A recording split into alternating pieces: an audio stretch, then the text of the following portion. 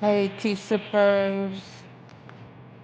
Ooh, I need to get away.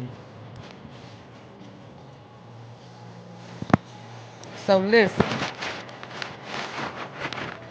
sorry, I had to abruptly leave earlier.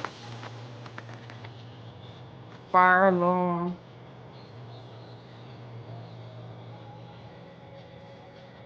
I ate me a little something, something.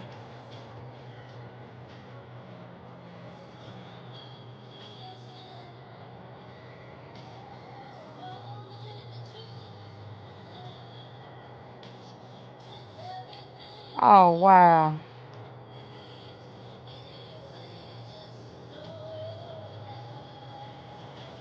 Can y'all hear me? It's saying internet down again. Lord, what in the world?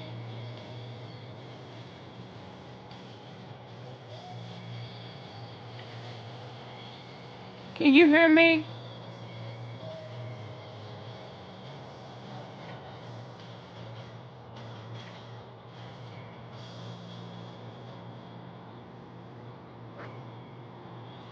Can y'all hear me?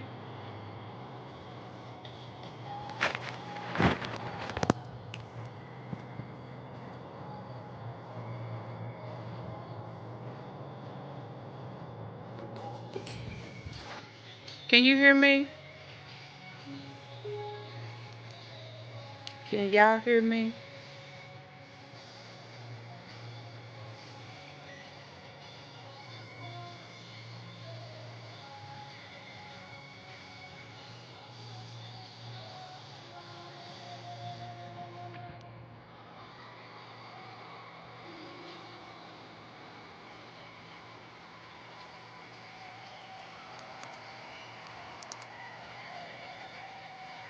Trying to watch this, do this, American Idol.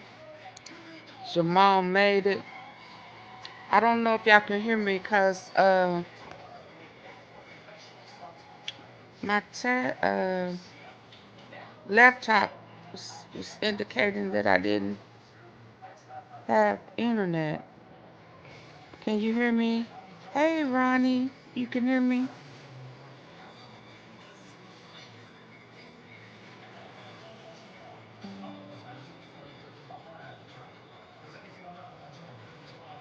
So before I turn it in for tonight, getting ready for tomorrow. Okay, so that's showing connected.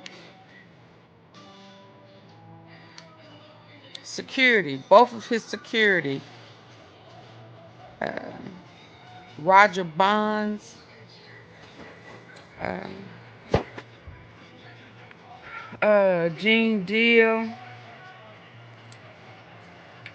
even Ant.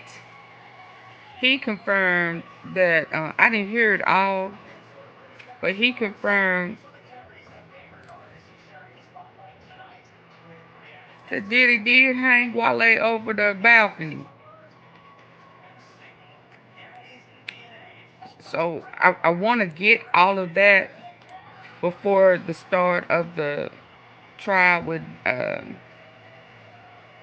what's her name, Richard tomorrow, cause they say people pulling out. So I'm gonna cut this off, get this set up. Let me see if I can get it back up.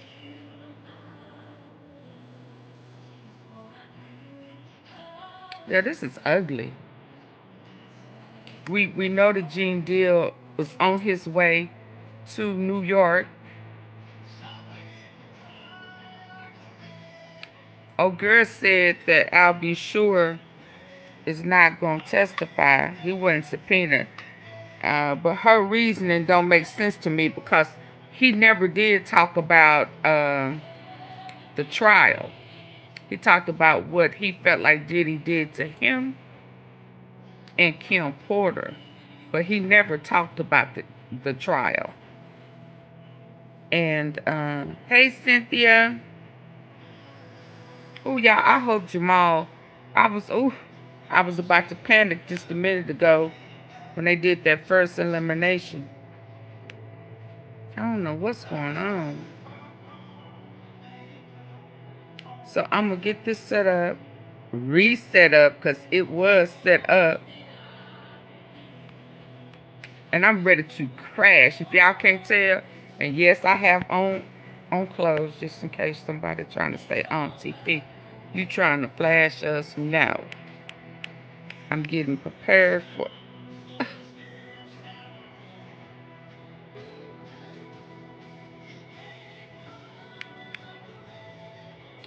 A while ago that didn't pop up.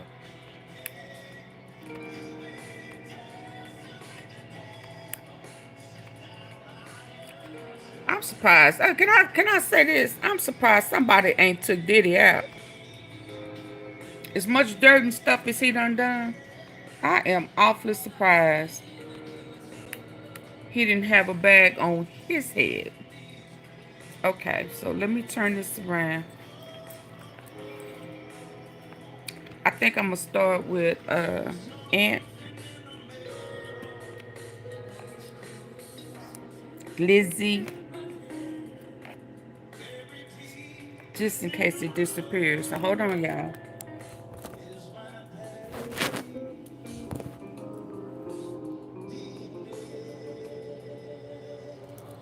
Let me cut the American Idol down. Thank you, Jay.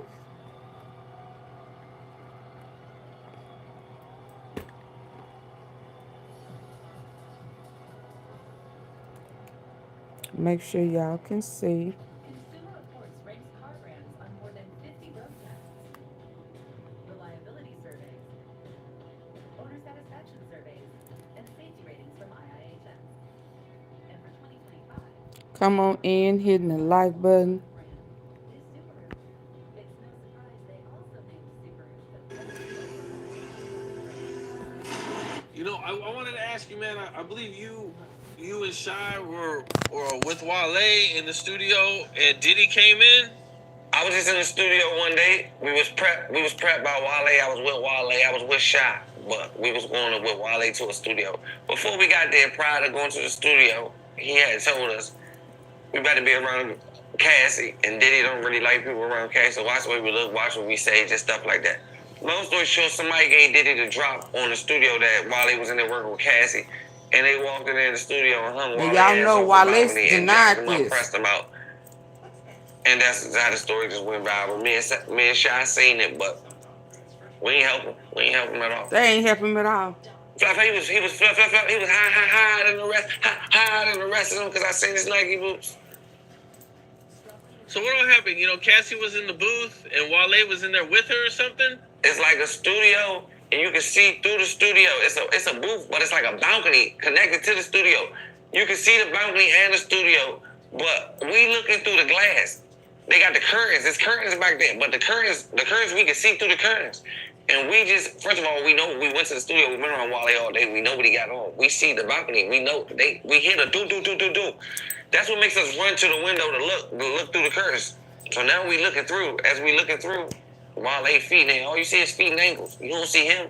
But when he come back out, he come back out like an hour later. After they left, he came out an hour later after they left. Like he still was jacked up, sweating a little bit. I guess he tried to play it off and act like nothing happened, but we damn sure got up and looked once the boom, when we knew what went on in there. But Cassie left out with them though. Like they left out. It was only Wale still back there and a couple other people, the engineer, and like two of his people went back there and checked on him, but we ain't care. Shy act like he was at the bathroom. He didn't know what the fuck was going on, but the whole time we seen it all.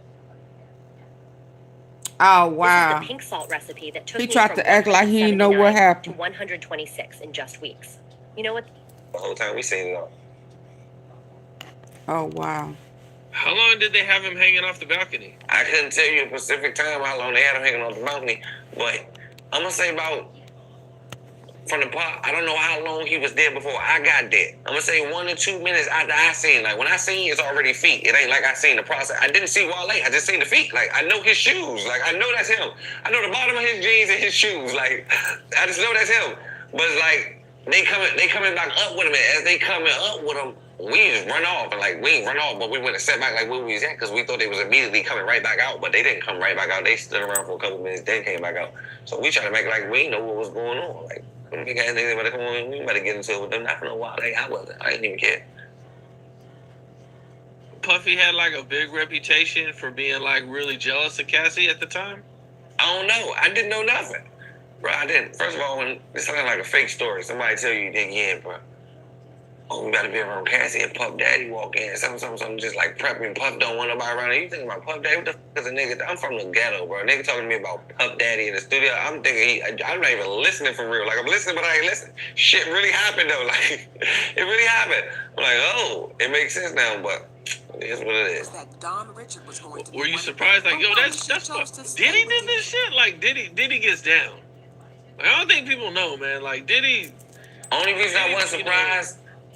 Cause I done been around Shy. Like, we done been everywhere. We done been around all the rappers. Like, I ain't starstruck or I don't really care. Like, Diddy ain't on my top celebrities to see it. Like, he cool, but I don't really care. Like, that wouldn't be nothing. The only person I might ever go crazy for is Nicki Minaj. That's it. One person.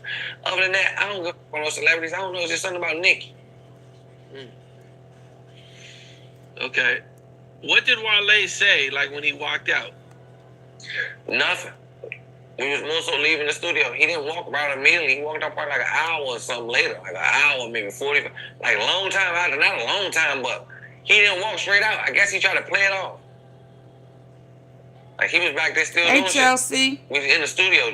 Mind we in the studio, so I don't know what he back there doing, but there's people back there talking to him and shit. We ain't even looking no more. We ain't paying no attention. He came out like an hour or something later, acting regular, but he couldn't act regular because his shirt still was jacked up. He had sweat on his head. It looked like he was in an altercation a little bit earlier. He did get on there and deny it. He got online and denied it. You said he got online and denied it? Yeah. I never heard him deny it. I think he tweeted about it. I never heard him deny it. He did deny it. Really? Okay, let me look.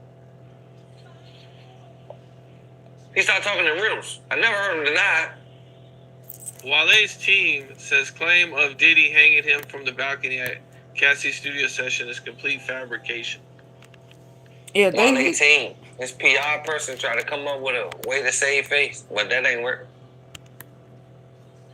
Oh, wow. If something didn't happen to you, why is your team speaking for you? All you gotta do is say false. So, yes, you're right. He never came out and said personally that it was a false story. This story, more people know it though.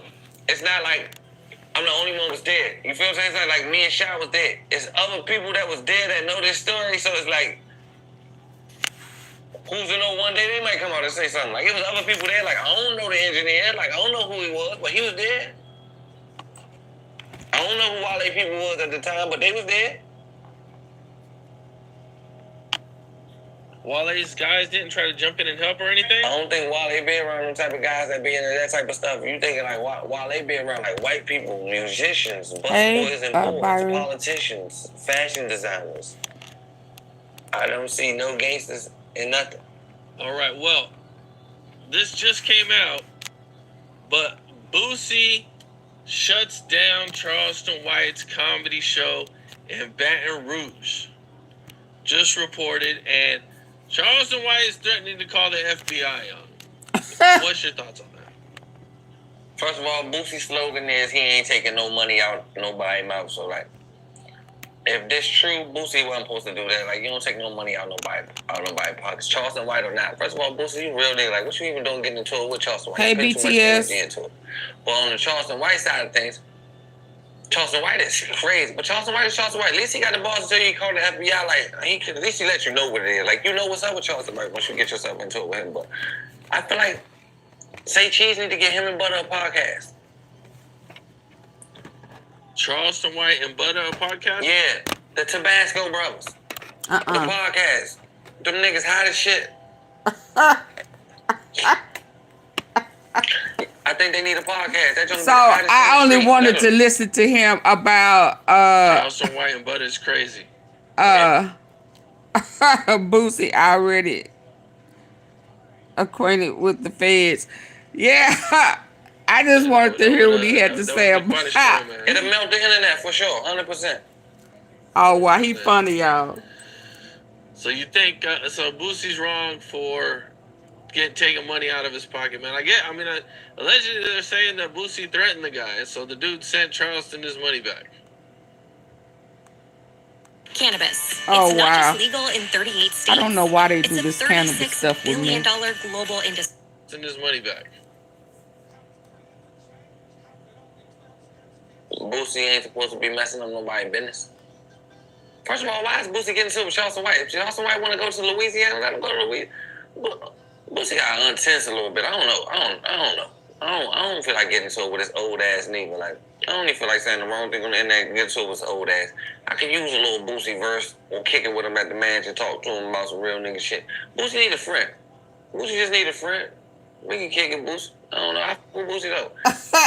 Hey, Maurice. That's it. I ain't got no problem with Boosie. Stop arguing with that man. Let that old ass man be. Like, first of all, it's like, I look at Boosie as a top colonel in the street. Hey, Chelsea. Hey, it's double tap the screen. Please. Please. He ain't supposed to be arguing with the top rat on the internet. Like, let Charleston, I put Charleston right too, because he like, at least he owned up it. It's like an internet character versus a real rapper. It's like, why is y'all even into it? Like, let Charleston, at first I didn't understand Charleston White antics. Like, I smack Charleston White, did that. Charleston White just trying to get him some money, do what he do. Everybody got their own lane, their own curse, their own thing they create. Let them do their thing. Boosie ain't supposed to take no money off nobody, please though. That was going to be my next question. Like, what was your general thoughts of Charleston White? Now, I'm not one of the guys. At first, I didn't understand it. I thought he was like an old guy just trying to come up just saying stuff cloud chasing. We got witnesses running from subpoenas, y'all. To get his positive message across. So I just stay out of his business. I let him do whatever he do. We don't really knock in. We can get some money together though.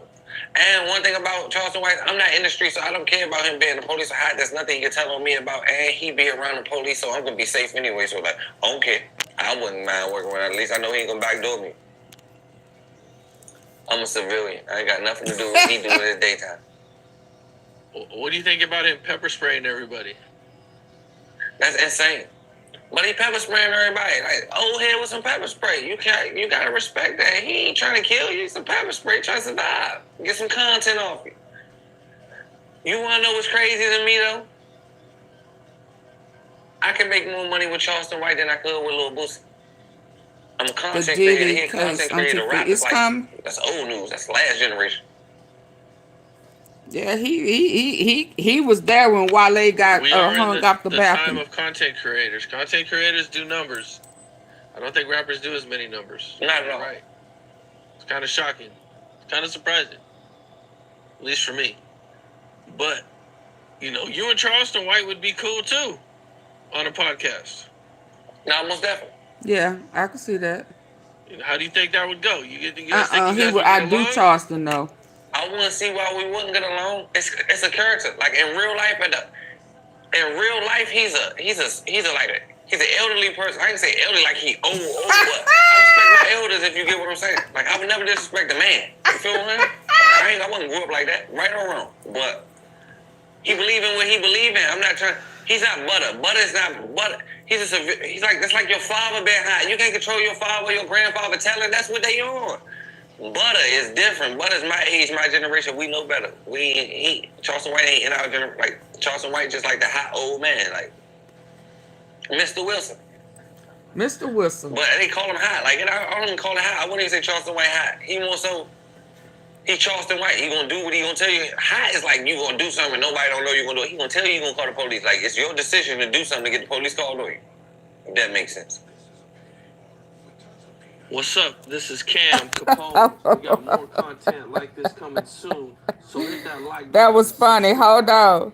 Hold on. Let me do this one. Lord, I am all over the place. I'm not in my normal spot, y'all. So. Lord have mercy. I hope don't nothing.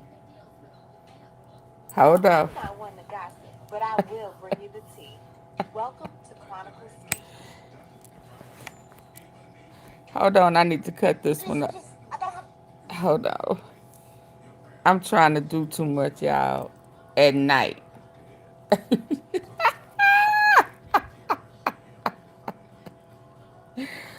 Okay, hold on, cause Diddy show doing a lot. That's all I'ma say. Hold on. And yes, I am out of order. Let's go. Any time for any gossip now. Eh? Yes. Look at you. Last week, Don Richard, singer, songwriter, and former member of Danity Kane, as well as Diddy Dirty Money, took the stand in an ongoing federal trial against Sean Diddy Combs. Hold on, and let's just I say can't what see she that. said sent shockwaves through the courtroom. Don, who was once signed to Diddy's label and personally mentored by him, didn't hold back. Her testimony wasn't just about business. She described a work environment that was intense, unpredictable, and emotionally damaging, especially for women. According to Don, Diddy created an atmosphere of fear, one where speaking up or stepping out of line could destroy your career, or much worse, could end up life-ending. What really stood out is that Don backed up Cassie's claims. She testified that Cassie wasn't just Diddy's girlfriend. She was someone who seemed trapped in a twisted power dynamic.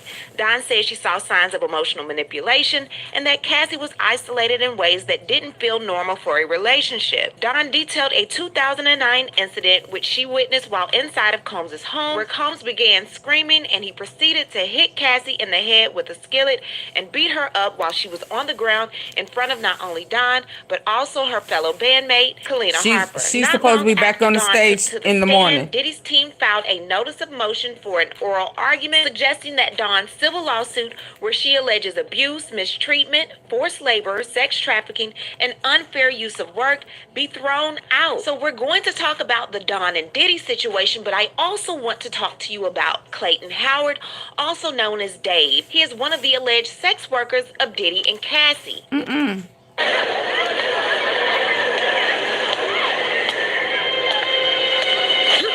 He is one of the alleged sex workers of Diddy and Cassie. Now, previously, he was subpoenaed to come into court and testify, but he filed paperwork asking the judge to quash or cancel the subpoena. Now, Judge Arun Subramanian required Clayton Howard to provide subpoenaed material to the court for an in-camera review, and that was due by the 16th. Clayton did not turn them in time, and now he and his attorney, Tyrone Blackburn, are claiming that these notes are privileged or protected as part of a possible lawsuit, but Diddy's lawyers are arguing that Howard shared these notes with others, including the prosecution, and may even be planning to publish them. This case is an absolute mess, but we are here to cover it for the remaining of the 7 weeks. We are going to get into this story and so much more, but before we do, please be sure to subscribe to this channel and hit the bell for notifications so you don't miss out on any news regarding this case and so much more. Now let's get back into it. Cassie, whose real name is Cassandra Ventura, took to the stand for the final time in Diddy's federal trial this past Friday. It was intense, emotional, and at times unsettling. On the last day, she was still under cross-examination by Diddy's legal team, who pressed her hard on her past statements and the details of her relationship with Combs. Now, at several points, y'all know she was in that movie? Overwhelmed, especially when asked. I just found out Friday that she was in that movie. Did y'all know that? About her memory lapses, which the defense tried to use to discredit her timeline, but despite the grilling, Cassie remained firm on some of the most was due by the controlled lawsuit. But Diddy's lawyers are arguing that Howard shared the. We are here to cover it for the remaining of the 7 weeks. We are going to get into this story and so much more, but before we do, please be sure to subscribe to this channel and hit the bell for notifications so you don't miss out on any news regarding this case and so much more. Now let's get back into it. Cassie, whose real name is Cassandra Ventura, took to the stand for the final time in Diddy's federal trial this past Friday. It was intense, emotional, and at times unsettling. On the last day, she was still under cross-examination by Diddy's legal team, who pressed her hard on her past statements and the details of her relationship with Combs. Now, at several points, Cassie appeared visibly overwhelmed, especially when asked about her memory lapses, which the defense tried to use to discredit her timeline, but despite the grilling, Cassie remained firm on some of the most serious allegations: the abuse, the manipulation, the freak-offs, and the disturbing control Diddy allegedly had over her. Now, the prosecution is expected to bring in some heavy hitters to support Cassie's claims. One of those such individuals is Miss Carrie Morgan, who was a friend of Cassie for 17 years. However, the friendship did apparently end after an incident of Diddy hitting Carrie in the head with a wooden hanger. Her injuries were quite serious and left left a lasting impact on both her physical health and emotional well-being. Not only is she expected to take to the witness stand, but also one of Diddy's trusted assistants, Mr. David James. Now, one person the defense was not wanting to see on the stand is Ms. Dawn Richard. As soon as the government stated that she would be taking the stand, Diddy's attorney Agnifilo objected to her testimony. However, she still spoke. Now, this past Friday, Dawn took to the stand and testified that she witnessed Diddy physically assault Cassie in 2009. Now, she recounted an incident at Combs' Los Angeles mansion where he became enraged over breakfast and attacked Ventura with a skillet before punching, kicking, and dragging her up the stairs.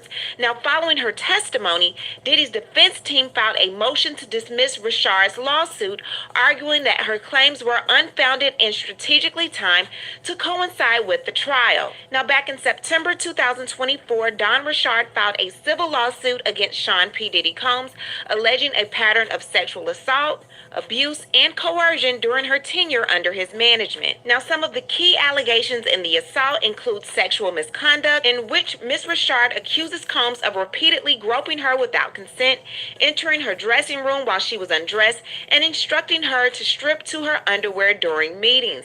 Now, she also has claims of false imprisonment. She alleges that Combs' bodyguard locked her inside a Bentley for over 2 hours following a confrontation, during which Combs allegedly swung his fist towards her face. She's also claiming inhumane work conditions. Now, the lawsuit details instances where Richard was deprived of food and sleep, forced to participate in 48-hour rehearsals, and subjected to a hostile work environment. The civil lawsuit goes on to detail Richard's claims of witnessing Diddy assault then-girlfriend Cassie Ventura on multiple occasions, including the incident involving the skillet. She is seeking approximately $3.5 million in unpaid salaries, royalty, and wages for extensive touring. Now, according to Diddy's legal team, Dawn Richard attempts to recast narratives of alleged harm to others into a sensationalized sex trafficking conspiracy pertaining to herself. However, she does not allege that she's engaged in sexual acts with anyone, nor that she was trafficked or coerced into such acts.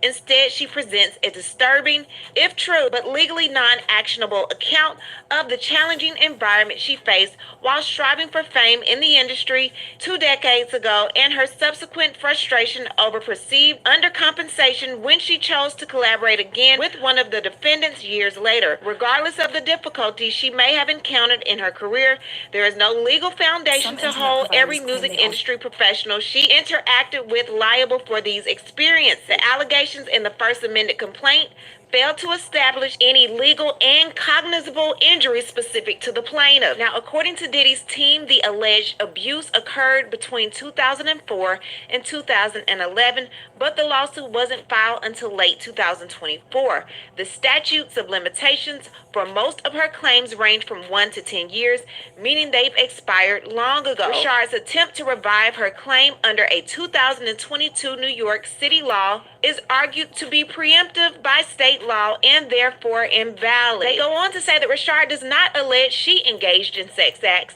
nor that she was forced or trafficked into doing so. Instead, she recounts being overworked, underpaid, or mistreated, which the defense says does not meet the legal standard for sex trafficking or forced labor under federal law. They state and provide multiple agreements over the years releasing these defendants from legal claims.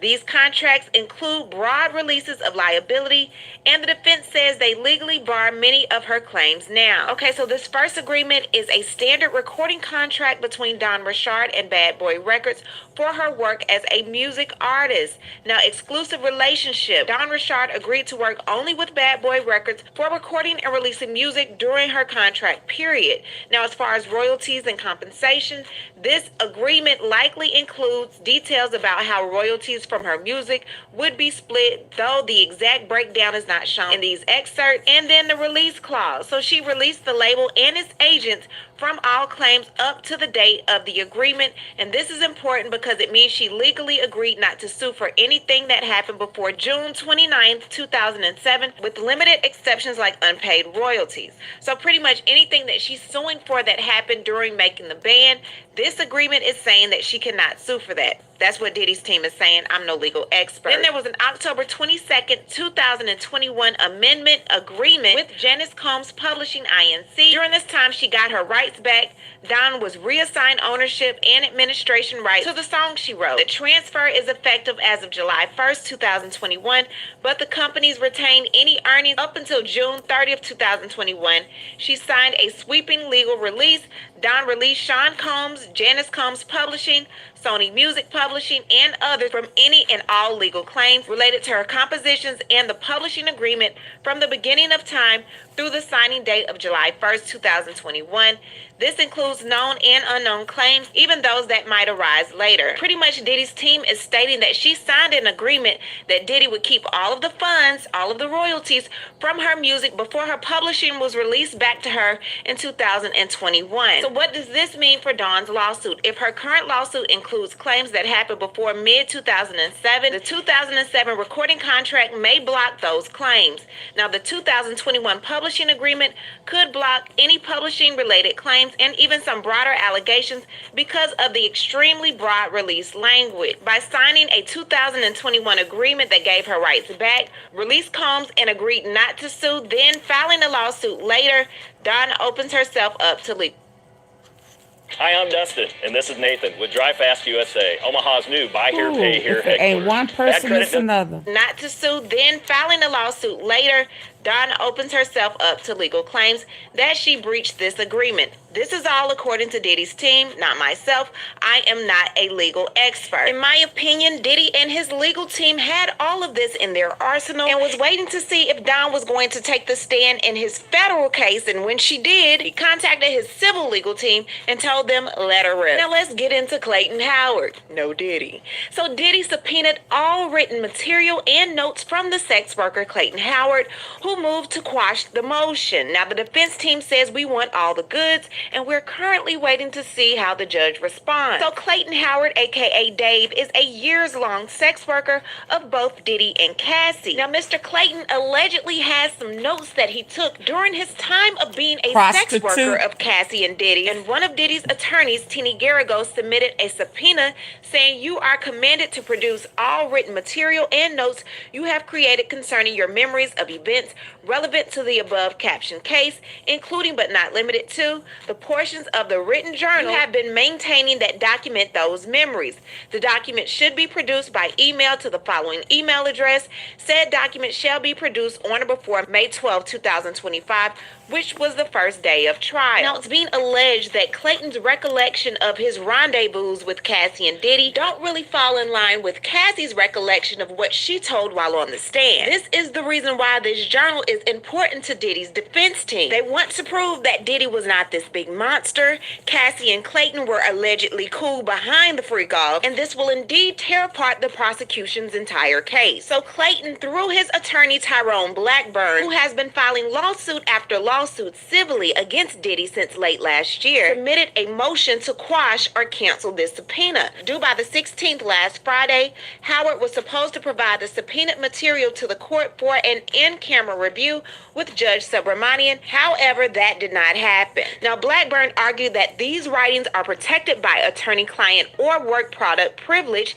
and basically saying that they are all legal prep and confidential. But Diddy's lawyers are asking the judge to force Howard to comply and hand over the documents. Diddy's team says first, Howard is unable to meet his burden of establishing that the responsive material are protected by any privilege. Tyrone Blackburn, Howard's current counsel and the author of the motion accompanying affidavit, simply lacks the knowledge necessary to make many of the claims he makes in the motion. Those claims are squarely refuted by evidence demonstrating that whatever the origin of the materials, their contents have been shared with prosecution and other third parties, and Mr. Howard apparently is contemplating publication of the materials, and Blackburn also overlooks that Howard has said that he has no plans to pursue or keep the materials confidential. So in short, Diddy's team is saying that this is not real privileged information because you shared it with the prosecutors, and you're thinking about publishing them, and you had no plans of any legal action prior to us telling you that we wanted this documentation. And they're stating that his own descriptions of the documents don't match the confidentiality his lawyer now claims. Even if they are privileged, they're stating that that's now waived because he voluntarily gave it to the government. He or his lawyer shared them with third parties, and the legal standards don't block the subpoenas. Howard's lawyer Blackburn cited a famous legal case, Nixon, to argue that the subpoena is too broad or premature, but Diddy's lawyers say that the standards don't apply here because the subpoena is for trial, not before trial, and is very specific and narrow, just one journal and relevant notes, and it's not unreasonable or oppressive. Diddy's team is now wanting the judge to deny Howard's motion to avoid the subpoena and order him to turn over the requested writings immediately. If the court still has doubt, they can request a sworn statement from Howard himself. Whatever is in these journals, Howard, Blackburn, and the prosecution is not wanting it out. This case is getting messy. We're still missing victim number 3. Cassie is now home getting ready to have her baby, so no more questioning from her. And Clayton Howard is doing his best to hide his secret Cassie and Diddy diaries. What I need to do is hear from you. What do you think about the latest in the Diddy trial? Leave a comment, and you know how we do. We'll talk about it down below. Talk to you guys later. Bye. Bye. Okay. Oh no, Patty, hold on. Oh, Auntie Patty on American Idol. Okay, she's thinking about a hooker. We got enough prostitutes going on. Okay, so real quick on this gene. This is unexpected, but since we was talking about Don.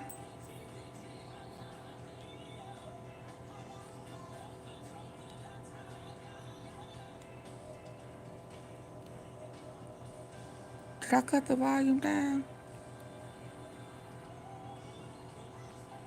Hold on. A gangbang, which actually we know it as.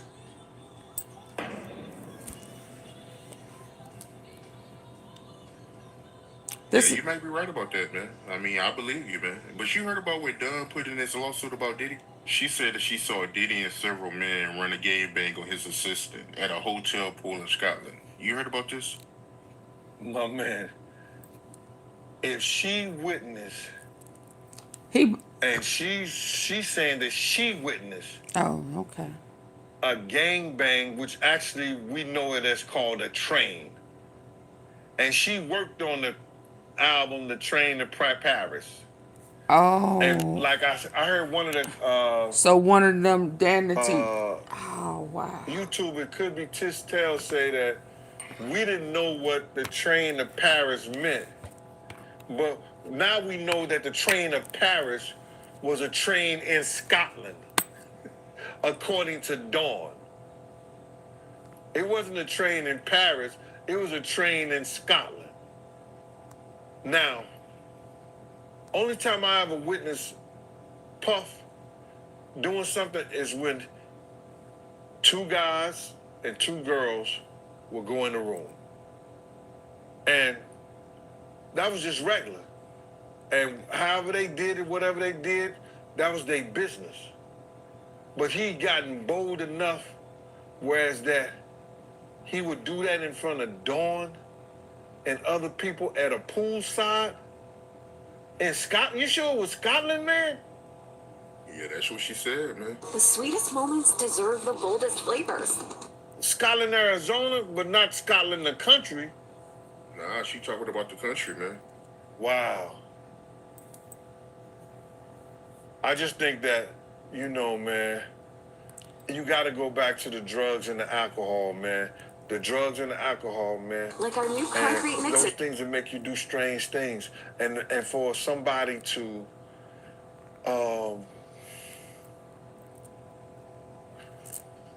somebody to just gang banging an assistant, she might have a lawsuit now too.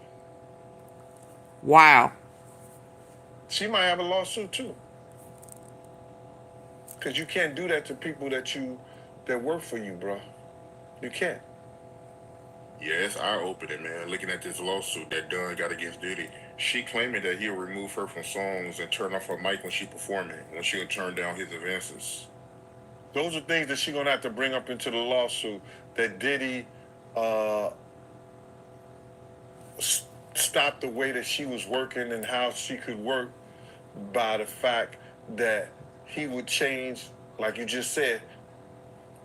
What she would do, bro? She would manipulate. He would turn off her mic and don't let her sing songs or don't let her do certain things. Punish her. Put her on punishment. When he ain't do her sexual advancements.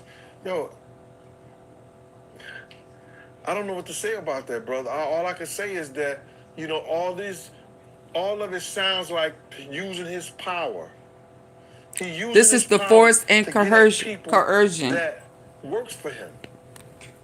And when you do that, when they bring you to court, 9 times out of 10, you're going to lose if they can prove it. That's the force and coercion. Hold on. You guys come in, sit down, and shut the door. Y'all, the stuff between Diddy, Alex. Hold on. This is the force and coercion. Oh, I just cut this down, too. Hold on. Hold on. I just cut it down.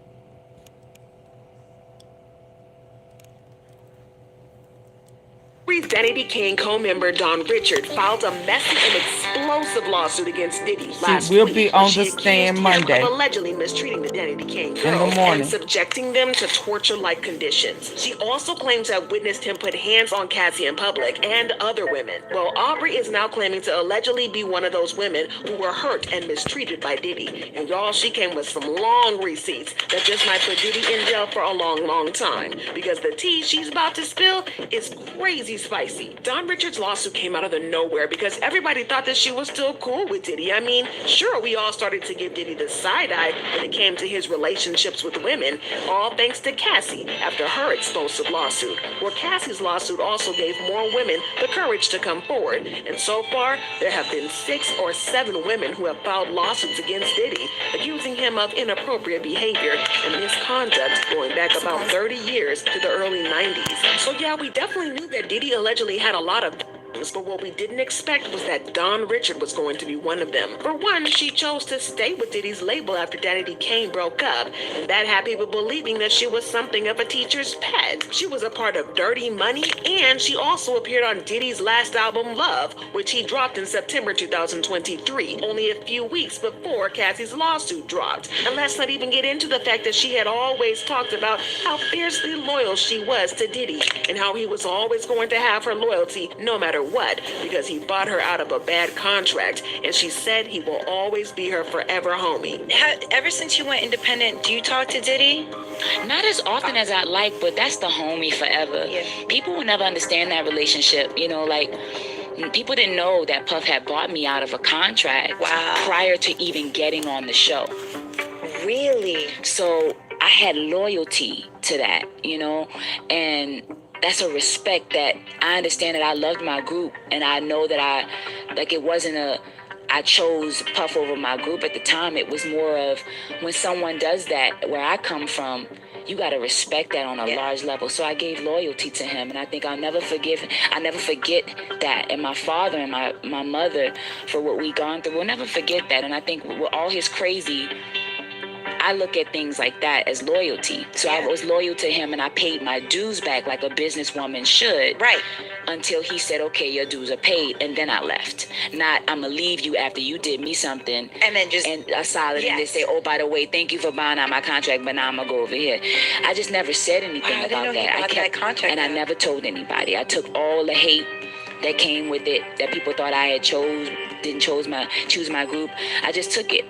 Because it's a loyalty thing for me. It's a respect. Absolutely. You know, and I didn't want to get shelved. I didn't want to get like financially and business wise. It just wasn't smart.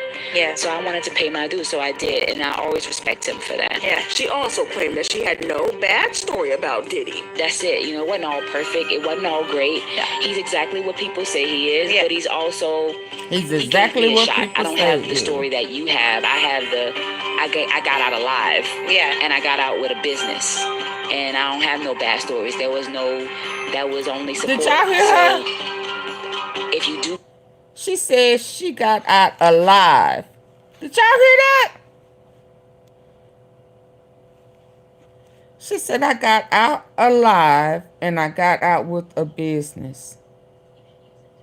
I got out alive. Good by other people, they'll do good by you. So because of this, a lot of people felt a type of way about her lawsuit, and she has also been accused of making things up for a quick payday. However, if you read between the lines, you'll probably realize that she actually dropped some hints that things weren't what they seemed. For example, in the interview, she talked about how much things weren't perfect and how she was lucky to get out alive. It seems like she was scared to tell the truth and was just going along with whatever version of the story Diddy wanted her to tell. And honestly, can you blame her? Diddy allegedly blew up Kid Cudi's car and allegedly bragged to multiple people about how he could make people disappear. So yeah, it looks like Dawn was thinking that she needed to stroke his ego and keep her mouth shut until the time when he was vulnerable enough for her to come forward and tell her truth. And y'all, did she ever spill her truth? In her lawsuit, she backed Cassie up, claiming that she witnessed Diddy put hands on Cassie multiple times, and that when she tried to help Cassie, Diddy allegedly tried to unalive her. The court document said, on numerous occasions, Miss Richard witnessed Mr. Combs brutally beat his girlfriend, Miss Cassandra Cassie Ventura, Miss Ventura. His persistent abuse included choking and strangling Miss Ventura, striking her with his hands and with objects, slapping her, punching her, and throwing items at her, including a scalding hot pan. On many occasions, Miss Richard tried to intervene, offering Miss Ventura support and encouragement to leave Mr. Combs. Each time, Mr. Combs learned of her efforts to help Miss Ventura and became enraged, threatening Miss Richards' life with statements such as, "You want to die today? I make ninjas go missing, and I end people." And y'all remember how Cassie said that Diddy often put hands on her in public and people never tried to help her? Dawn also revealed that Diddy once punched Cassie in front of Neo and Usher, but they didn't even flinch and continued eating. The lawsuit says Combs hosted a dinner at a West Hollywood, California restaurant, which Miss Richard and Miss Harper were required to attend. Among the guests at the dinner were celebrities like Neo and Usher, as well as Mr. Levine. At the dinner, Mr. Combs and Miss Ventura had an argument. In front of the dinner guests, Mr. Combs hissed at Miss Ventura in a screaming whisper and forcibly punched her in the stomach, causing her to double over in visible pain, crying. Miss Clark escorted Miss Ventura out of the restaurant, and Mr. Combs remained and continued socializing with the dinner guests. Dawn also backed up Little Rod's claims about how Diddy had some young girls partying in the studio using some not legal substances. Often while they were recording in the studio, Mr. Combs would hold parties where he would invite young men and women who were often scantily dressed and appeared underage to use drugs and engage in sex acts. Miss Richard observed Mr. Combs and his colleagues kissing, groping, and inappropriately touching the young women. Upon information and belief, the participants often left the immediate area to have intercourse and returned shortly thereafter. The lawsuit also talked about how badly Diddy treated girls of Daddy Kane while producing Making the Band 3 and 4. She said, throughout the productions of Making the Band 3 and 4, Mr. Combs deprived Miss Richard and her Daddy Kane bandmates of basic needs, such as adequate food and sleep. When Miss Richard or her Daddy Kane bandmates requested meals or rest, Mr. Combs refused and chastised them with derogatory comments like, "You bees don't want this," or "Y'all are not hungry enough," and "I'm paying you bees to work." It continued. Upon information and belief, Mr. Combs would regularly be awake for prolonged periods of time because he was high on drugs. During these periods, Mr. Combs demanded continuous access to Miss Richard and her Daddy Kane bandmates, often forcing them to record and rehearse for stretches of 36 to 48 hours without breaks. And the one time she tried to stand up for herself, well, allegedly, Diddy had one of his goons lock her in an unheated car in the middle of winter. The lawsuit says, Miss Richard screamed as loudly as she could, but no one responded. It was late evening in the wintertime. The windows were heavily tinted, and the interior of the car was dark except for faint interior lights.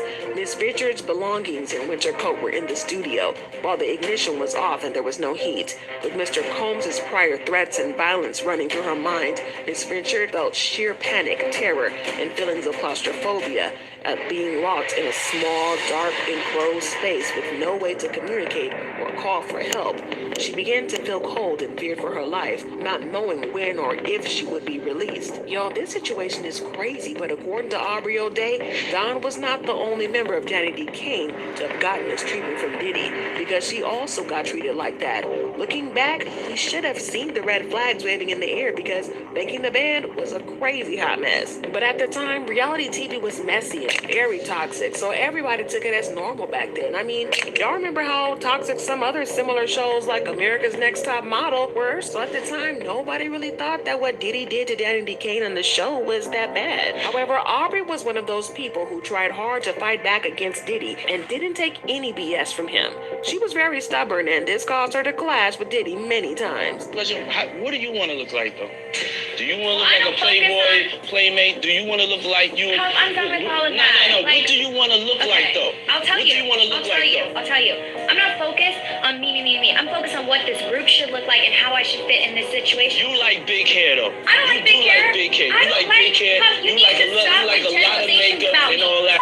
Actually, I don't. I don't like big hair. I don't like certain makeup. I'm very flexible with what you want to do, and I've worked with everything that you've thrown I'm not at me. seeing the flexibility. You gaming me. Your hair people came in today and they said this is how it needs to be. You know what I'm talking about. You're pushing your own image, though. I'm not worried about whether my hair is straight, curly, whatever. I'm not here in a group to have curly, straight, big, makeup, whatever. I'm here in a group to sing with my group, and that is all I care about. She was not about to let Diddy pressure her into being something she wasn't, and she made that very clear to him. It turns out that the real reason Aubrey and Diddy kept butting heads was that allegedly Diddy was trying to get her to be one of his girls on the low, if you know what I mean. Yeah, he supposedly tried to hook up with them, and when they said no, he started acting out and treating them poorly. And to make matters worse, they couldn't really speak up because he had them locked down with an ironclad NDA. So they were basically stuck. Now, after the band broke up, Diddy still tried to control the girls, but Aubrey was not about to hand him the control. Get your I remember this. My new best-selling book, Commercial Real Estate I Investing remember for all of Beginners. this. Aubrey was not about to hand him the controls. For example, a few weeks after Cassie filed her lawsuit, Diddy made a big show of giving his former artists their masters back, claiming that he was just being a good person. However, it turns out that he knew that Cassie's lawsuit was coming, and he was trying to get some good publicity before the storm of the lawsuit blew up. While he gave the masters back, he said, "It's just doing the right thing. I think that we as an industry and as a people have to look in the mirror and make a shift forward. It's about evolving, leading by example, and reforming an industry that needs it in a world that needs reform." I'll tell you one thing that I do want people to know. It's not a publicity stunt or anything like that. What he didn't mention was that before he handed over the masters, he made them sign an NDA, basically promising to never spill any information about what really went down at Bad Boy Records. At the time, it came off like a nice gesture, but now, with everything we know, there was definitely more to it. Turns out he already knew Cassie's lawsuit was on the horizon and was clearly trying to rack up some good PR before things hit the fan. But not everybody was fooled. Some of his former artists saw right through it and refused to sign. And one of those artists were Aubrey O'Day. It's about $800, $900, some in the hundreds, okay? And in order to get that, I have to release him for any claims or wrongdoings or actions prior to the date of the release. I have to sign an NDA that I will never disparage Puff, Bad Boy, Janice Combs, or Justin Combs music, or EMI, or Sony ever in public. So what's happening is artists, some of them, not all of them, are being given streaming royalties and ownership back over our publishing on songs that we wrote. At a time when you know that you have to stream a song 1 million times to make a cent. Yeah. Okay? It's hundreds of dollars. And me as somebody that's a girl's girl, I hit everyone in my group and said, absolutely do not take this deal. I can get us a show on Hulu right now. She also claimed that those masters weren't even worth that much, only about $800 or $900, definitely less than $1,000. And Diddy was out here acting like he was offering some life-changing deal while trying to get them to sign their souls away. But Aubrey wasn't having it. She even convinced the other girls in her group not to sign the NDA either. Diddy's former bodyguard Gene Dill also confirmed the story. All his artists, well, he gave them their publishing back. I'm gonna give y'all publishing, but y'all can't talk about Janice Combs, Justin Combs, Sony, Bad Boy, or anything that happened. Y'all can't talk about none of that. But there's some artists that didn't say anything, that didn't sign it, and they able to talk about anything they want to. And I think that's those girls that was, I think Danny came. I think a couple of them didn't sign it. Because she didn't sign that NDA, Aubrey is free to talk about her time with Diddy. And y'all, she has been spilling. She exposed how Diddy would purposefully pit the girls against each other, causing drama and division so he could keep control over them. The stories that we have to tell during a time in music where there were gatekeepers, there were people that owned labels like Puff running things, and the way that the divisions and the divisiveness occurred, and the things that we experienced between each other and us against the system are fucking insane. She then claimed that not only would Diddy body shame them, but he also tried to hook up with them and got mad when they turned him down. Thing you could imagine why somebody would want to fire somebody.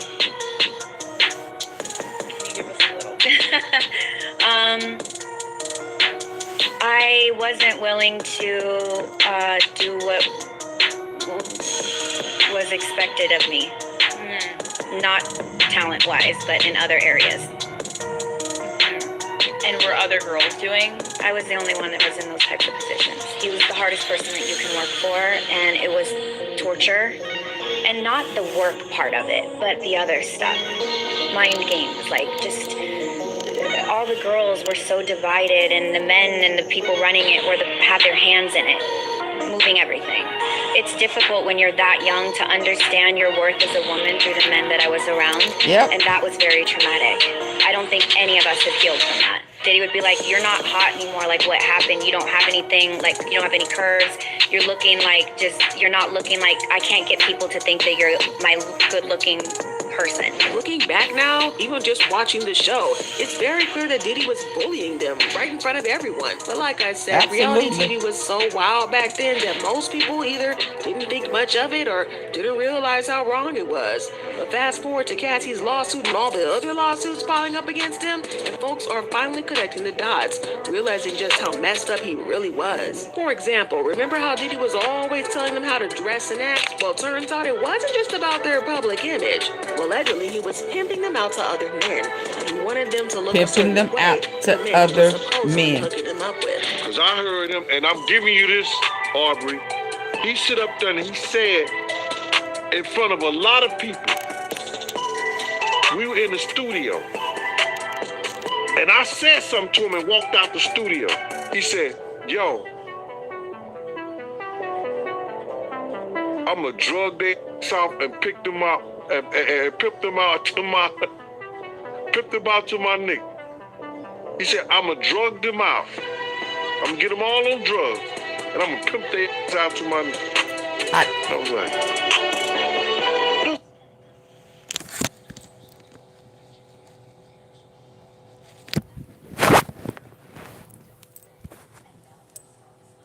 all last week, what was I calling him? Wasn't I calling him a pimp? That he was grooming them young girls to pimp them out? This is besides Cassie.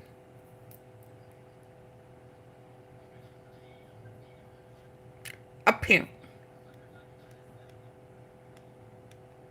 And yes, he had a thing for Aubrey. And she gave his ass the blues.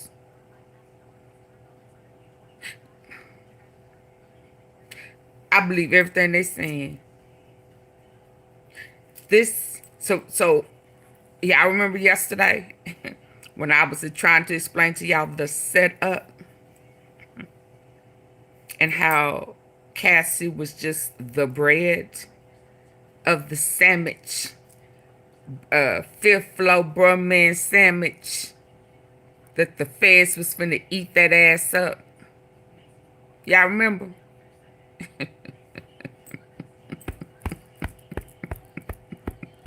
So what we're hearing right now is the condiments.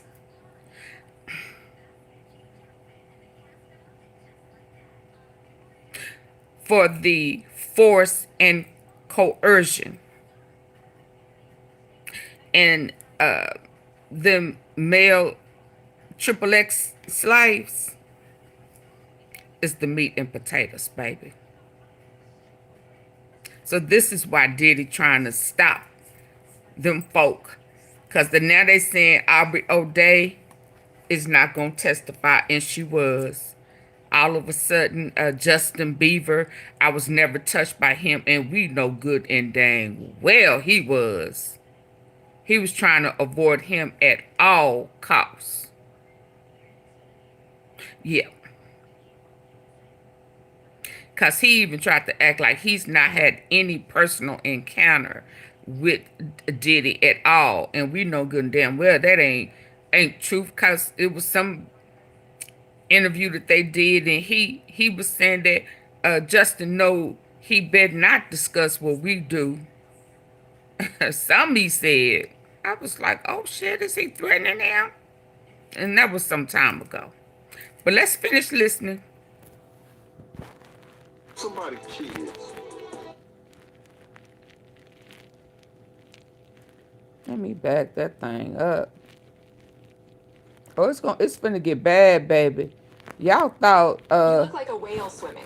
That's what I heard from my mother-in-law while I was in the pool on my birthday. They thought Cassie. 45 days ago, I started Get people to think that you're my They thought Cassie was bad. Looking back now, even just watching the show. Now remember, these people are cooperating witnesses. Reality TV was so wild back and we know that Gene is on his way to New York. Let's keep listening. To Cassie's lawsuit and all the other lawsuits piling up against him, and folks are finally connecting the dots, realizing just how messed up he really was. For example, remember how Diddy was always telling them how to dress and act? Well, turns out it wasn't just about their public image. Well, allegedly, he was pimping them out to other men. He wanted them to look a certain way. He said, yo, I'm a drug their south and pick them out and pimp them out to my nigga. He said, I'ma drug them out. I'm gonna get them all on drugs, and I'm gonna pimp their ass out to my nigga. I was like, in essence, that's what he was doing to and walked out.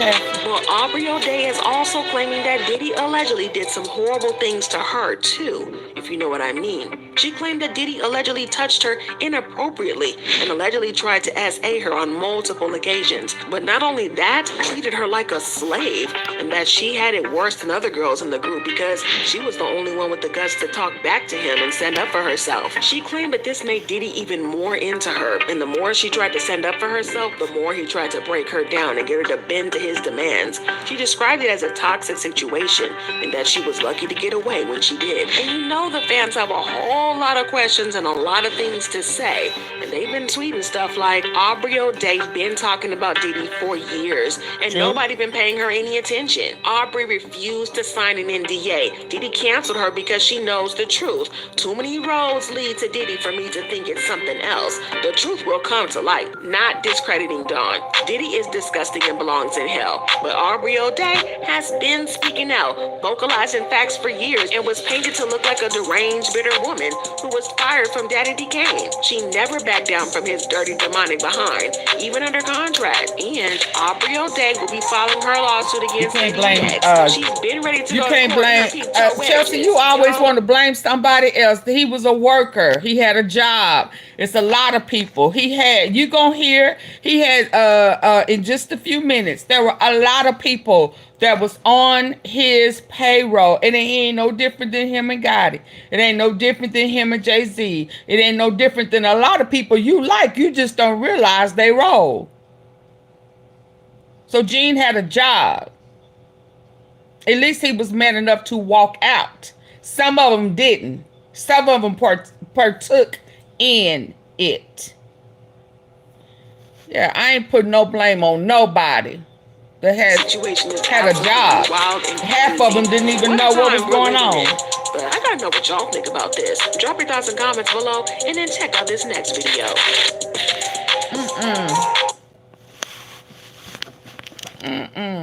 Only person I got a problem with right now is Diddy.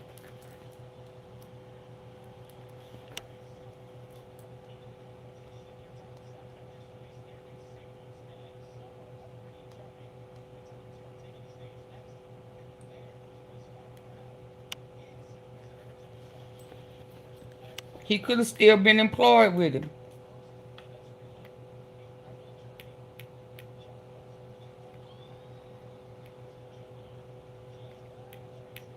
Yeah, he saw a whole bunch of stuff with his mama. A lot of stuff that people go through, again, is generational.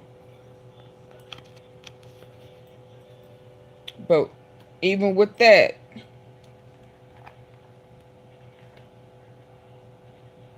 he has to take responsibility for the things that he did.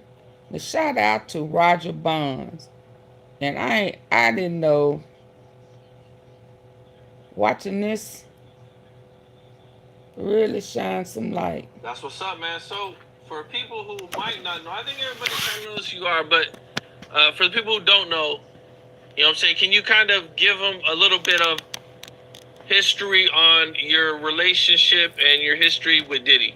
How did you become his bodyguard, and how did all that take place? It took place when I came home. I came home in 2000. And y'all please hit the like button so I don't have to stall. I have been, but that's another bad boy artist. I have been bodyguarding him for a couple of years. And a real close friend of mine was one of Diddy's Well, if you security. saw this, then you would have heard a whole bunch of people who was on his payroll. When Wolf had stopped working with Puff, they had like an opening there. They was trying to find somebody that they could find that people respected to move into that lane. And his head of security asked my man one day, yo, I be seeing homeboy to drop you off every day. I see him holding down loon and everything. Yo, what's the story? What's up with him? See if he want to come down. So one day I dropped my man down, and me and him had a conversation. And I actually became his driver. So I wasn't with Puff. I was his head of security driver for about 3 years. And throughout them 3 years that I was his head of security driver, me and him would start having conversations. Me and him would start talking, and he got comfortable with me being around. Okay, now, when did you actually make that, leap from just a driver to somebody more important in his 2006. security? 2006, his head of security came to me and said, yo, you ready to get on the books? And it was only like 2 or 3 people that could do that at that time. It was 50 Cent, Jay-Z, and Puff, who could actually give you the health insurance, give you the on the books, give you a check, pay taxes. Everybody else was kind of like sporadic. I'm trying to do something and look at something else in this. Bear with me. But those were the only 3 guys that could give you an everyday job. So that's what I started doing in 2006. Was there any situation or anything that happened that made him want to bump you up to it? Well, it was just about him feeling more comfortable with me, but it was a situation between Jay-Z and R. Kelly. If you remember back then, they had the Best of Both Worlds tour, and R. Kelly had dropped the mic because that's when he had allegations with the young girls and everything else.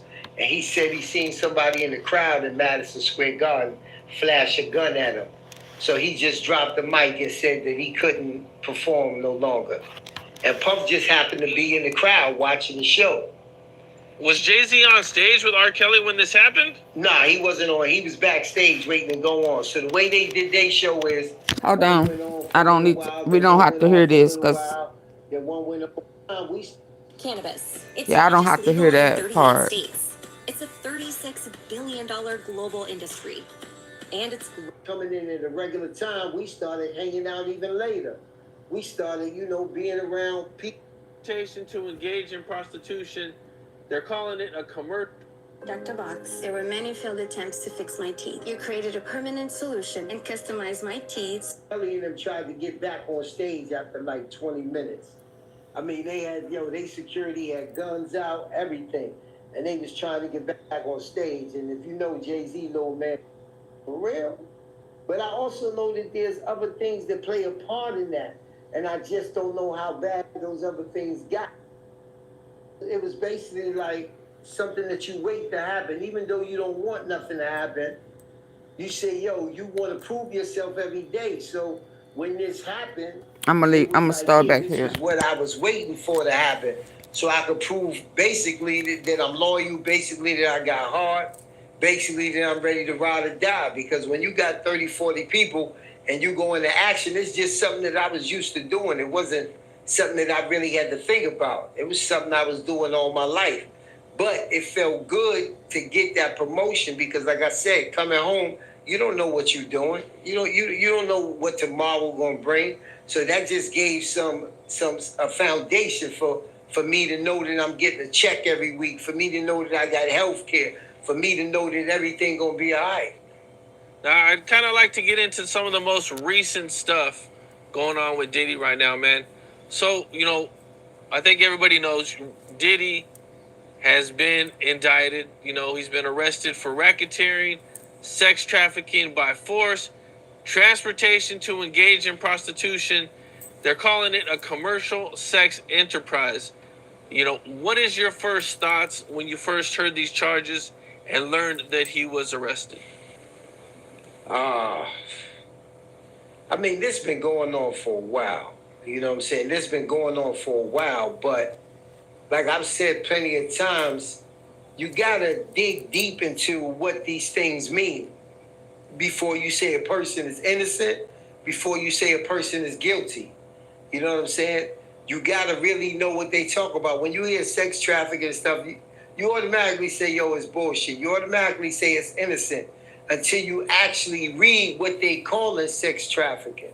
What they call it sex trafficking and what they calling these things at first, you say, yo, this is stuff that people do every day. You know what I'm saying? If you holler at a girl out the country and you bring her back here, which some people don't have the money to do it, but if you're a rich person with your own jet and everything else, that's like nothing to you. So at first I basically was like, okay, that part of it is bullshit. You know what I'm saying? But like everybody else, it's so many people, man. And like I tell people, man, I haven't been around Puff since 2012. So I could speak on the way that we was handling stuff. I could speak on the way security was when we was there. I could speak on what we allowed and what we didn't allow. But we talk about a whole nother 12 years when I'm not around and I don't know how loose things could have got. You know what I'm saying? So I was shocked. Like, yo, for real? Because he probably think he gonna win it or beat it, but I Chelsea, also know I that guess. there's other things that play a part in that. And I just don't know how bad those other things got compared to what they was when I was there. You know what I'm saying? When people get high, you can't say what they do and what they not do. You know what I'm saying? What they can control or how high they getting now or what's some of the new things that got introduced in their life ever since you left. So I'll just sit there in awe, man, like everybody else. Right, because I do believe I heard you say that, as your time hanging with him, things got worse. The progression, the drug use, and everything kind of got worse. Yeah, it definitely got worse, man. And it's like when you get to a certain age, you know what I'm saying? Like, when you hit your 40s, you thinking things are going to slow down. You thinking like, okay, yeah, I'm with the right person because he in his 40s now, it's going to slow down. So instead of it slowing down, you got to remember his kids hit 21 now. Justin hit 21 now. Christian is up and coming. You know what I'm saying? Quincy. So now these are things that kind of give the average man a second life. You know what I'm saying? If your son is 21, 22, and you 41, 42, you kind of could be like, okay, I've been waiting to hang out with my sons. I've been waiting to go to the clubs. But you got to do that a certain way. You can't do it and show them some of the negative things with the industry. You know what I'm saying? And I kind of think it went backwards to him because instead of us coming in at a regular time, we started hanging out even later.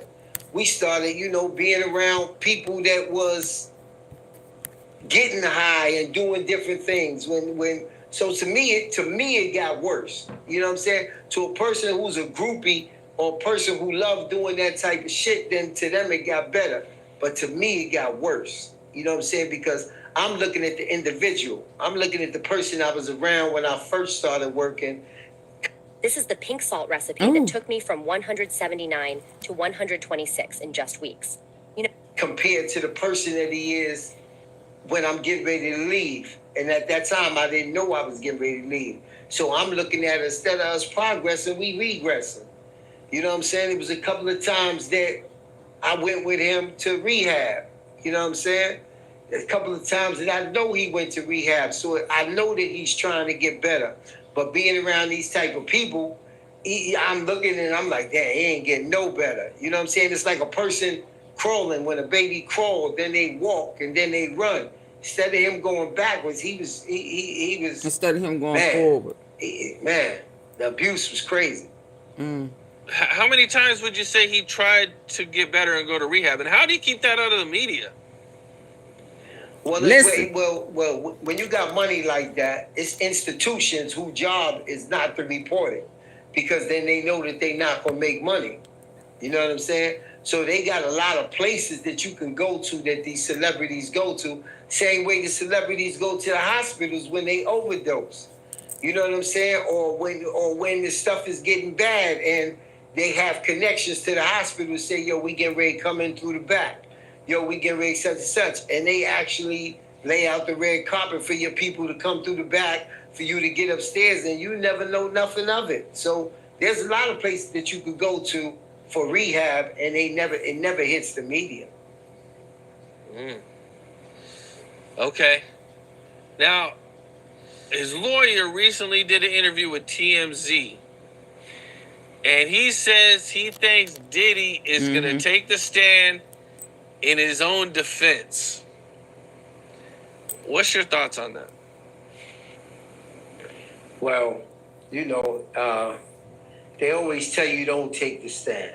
They always tell you don't take the stand because you open the door for the prosecution to not only talk about that case, but to bring up a whole lot of things that you might have been involved with. So, but when you feel that you're innocent deep down inside, you feel like can't nobody explain your story like you can explain your story. Can't nobody fight for your freedom like you could fight for your freedom. So in a thought like that, I think it's the lawyer's job to definitely say that. But I really don't have no, I would just say cross your T's and dot your I's. If he's ready for the questions that they're gonna ask, if he got his attitude in control and don't mind them asking those questions, and he knows what's on the line, oh Lord, I would come on, take Jamal. the stand.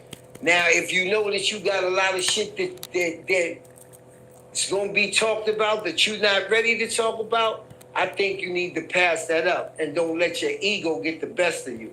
And we all know he got a big ego. That's kind of what I was thinking too. That like this sounds like his ego. I'm sorry, y'all. Like, Jamal won. Hold up. No, man. Hold on. I'm sorry, y'all. Congratulations, Jamal Roberts. He got American Idol. Woo! Way to go. From Meridian, Mississippi. God bless him. Oh my God. I am so happy. I haven't watched American Idol in years. Yes.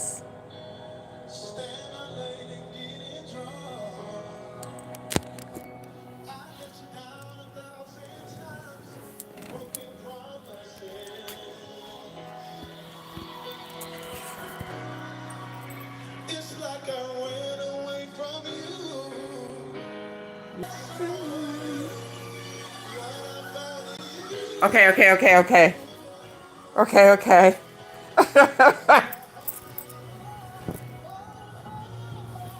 That brother can sing. Okay. You gotta think about it, man. Whenever I think about Diddy, I think about Young Gotti and that famous newspaper clipping that said untouchable. You know what I'm saying? I've never had the money or the experiences that he had to ever feel untouchable, but I know that everybody that I know that beat 2 or 3 cases and everything else like that, they got that I'm untouchable syndrome. And when you have that syndrome, that's when you go down, because the powers that when the stuff is getting bad and they have connections to the hospital, say, yo, we get ready to come in through the back. Yo, we get ready such and such. And they actually lay out the red carpet for your people to come through the back, for you to get upstairs, and you never know nothing of it. So there's a lot of places that you could go to for rehab, and it never hits the media. Okay.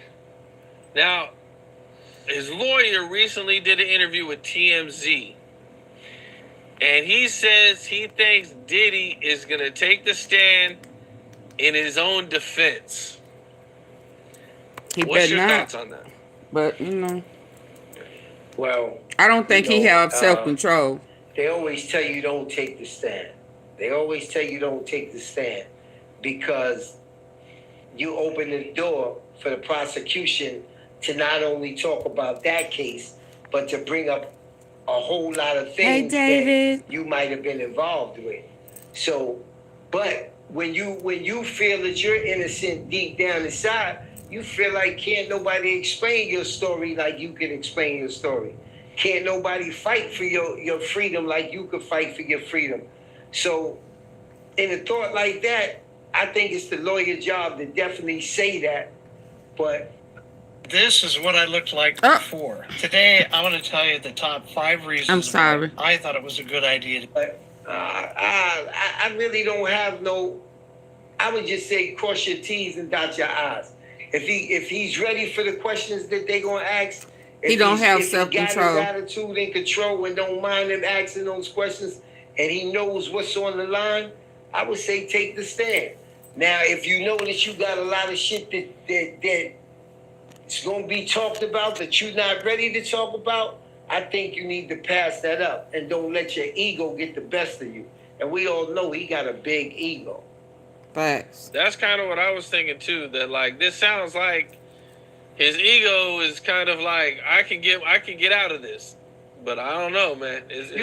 You got to think about it, man. Whenever I think about Diddy, I think about John Gotti and that famous newspaper clipping that said untouchable.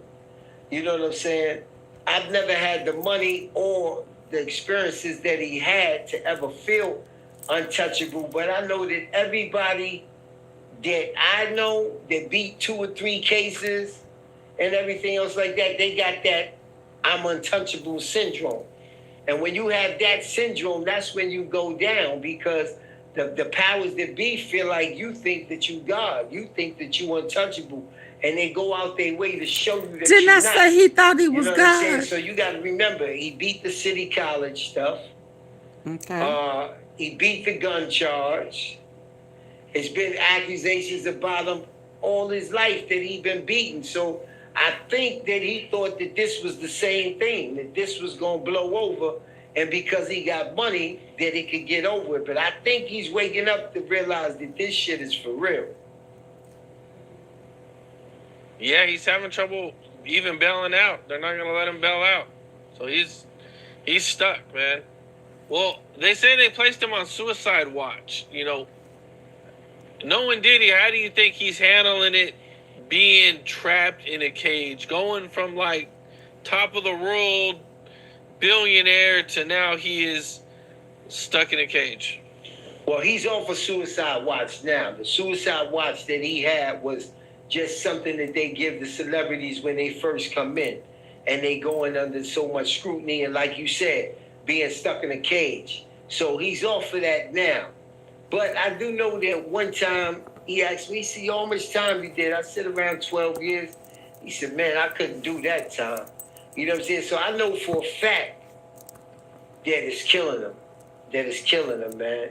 When you've had money, fame, and basically been able to do what he's done, You figure this out. He had money and fame since he was around 21 years old. He's 54 right now. You know what I'm saying? So that's 30 years. So money to you is regular now. So what he's going through now gotta be driving him crazy, man. But I don't think it's enough to make him commit suicide. But he has a demonic spirit here now. Now, one thing I've seen on the internet is they're saying that this was Cassie's plan all along.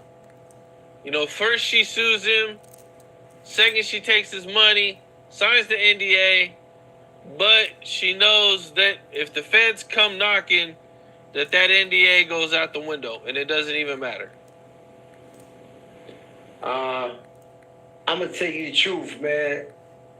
I read a lot of that too, and a lot of that might have some truth to it.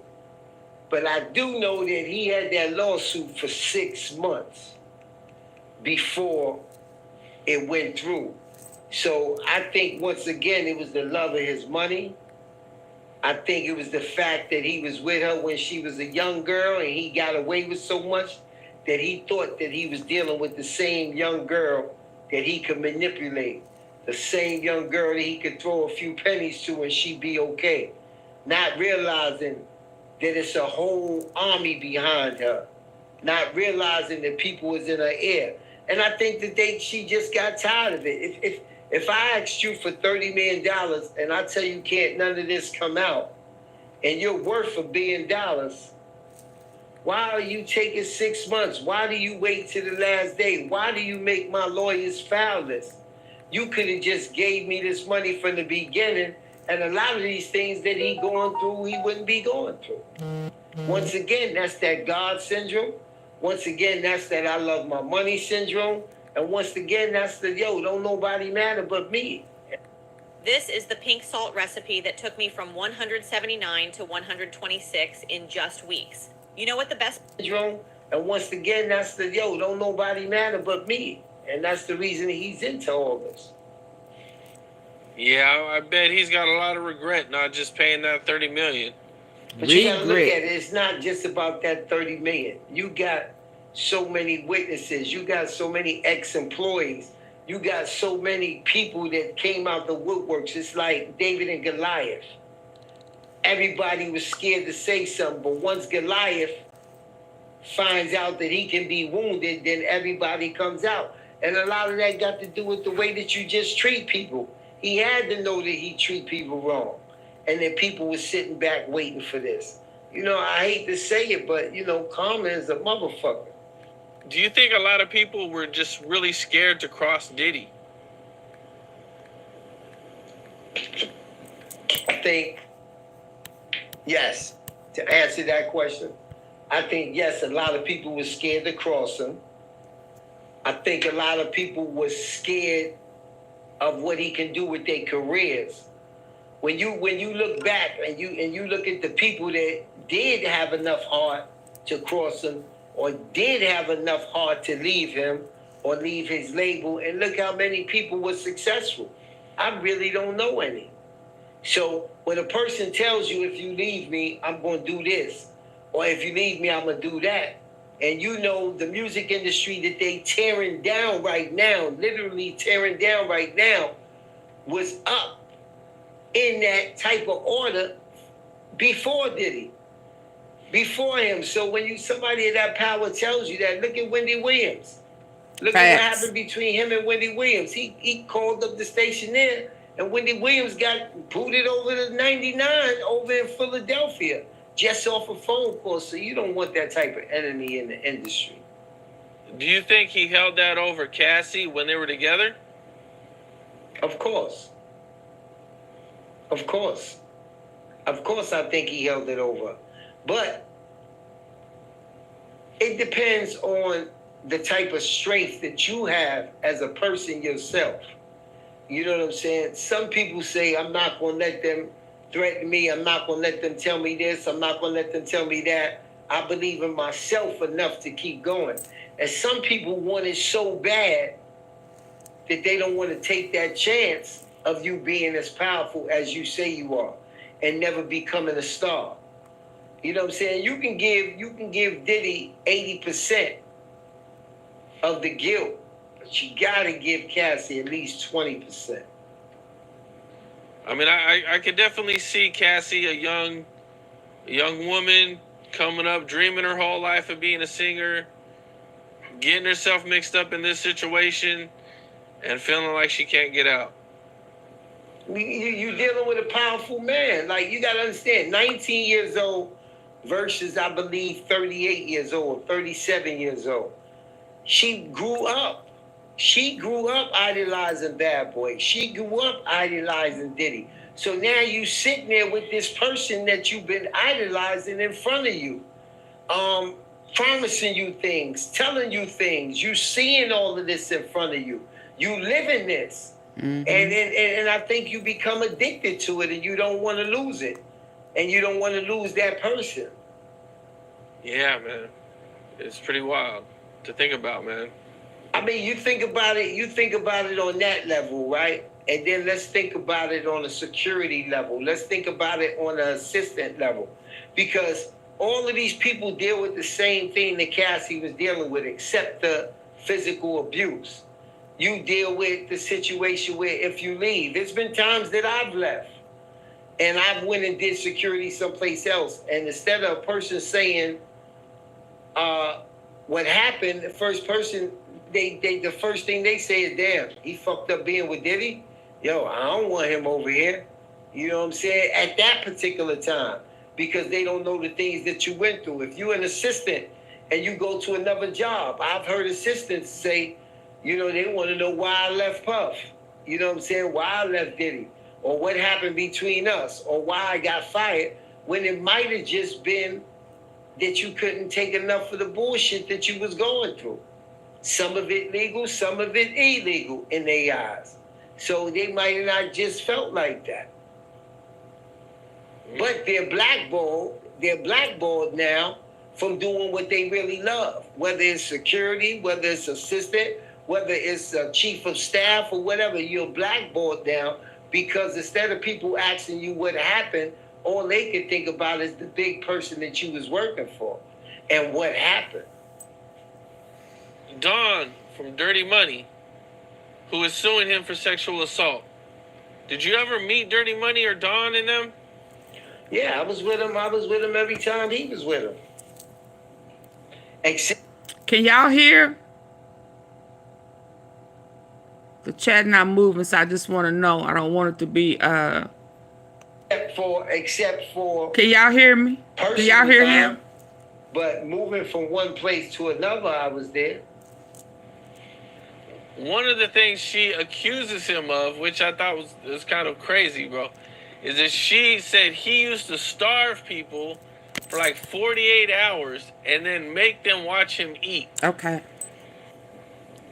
Well, let me break that down because I've actually been through that. You know what I'm saying? So you got to remember, it's times that we're going that studio, and when he had Dirty Money, it was a tour. We actually was on tour. We did a European tour. We did an overseas tour. We was with Snoop Dogg, and we was all over. So they would go inside and practice choreography, and they might be in there for 36 hours. You know what I'm saying? Puff has a whole bunch of assistants running to get him food and to get him different things like that. That's messed up. And if he's not pleased with the work that you're doing, he's not going to give you nothing to eat. He's not going to tell you, yo, you can rest. He's not going to tell his assistants to bring you something until he's satisfied with the work that's being done. They're labor laws. Okay. One of the other things that she said was that she was out to dinner with Diddy and Cassie, and Diddy punched Cassie right in the stomach, right in front of Usher, Neo, and Jimmy Iovine. What's your thoughts on that? I mean, my thoughts is that I didn't see it, you know what I'm saying, because he's not going to do that in front of certain individuals. Now, if he did it in front of Usher, Jimmy Iovine, and them, It's highly unlikely. I've never seen nothing like that in front of those people. But if they was in close quarters, who knows? Okay, you've never seen him be that brazen with Cassie or anything like that in front of like famous people. Nah, not in front of famous people. You want to know what I'm most excited about this summer? No more high-waisted bikinis or... Oh, I'm sorry. I'm so in love with Cassie or anything like that in front of like famous people. Nah, not in front of famous people. I seen him give that look, like we gonna handle this shit when we get back to the house. But I've never seen, or I seen him say some slick shit or some fly shit or even yell. But I've never seen him get physical in front of people of that stature. But I'm gonna tell you the truth. There's so much shit coming out now that when you ask me a question like, did I see this? Did I know this? Did I say this? I honestly say no. Like, even the freak off situations. You know what I'm saying? That's something new to me because, you know, when you hang out with your homeboy and, you know, you hang out with your man, you know, wifey is wifey.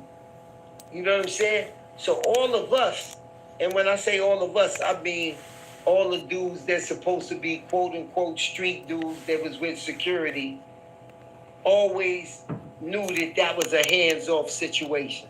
That's wifey, as we call it in the street.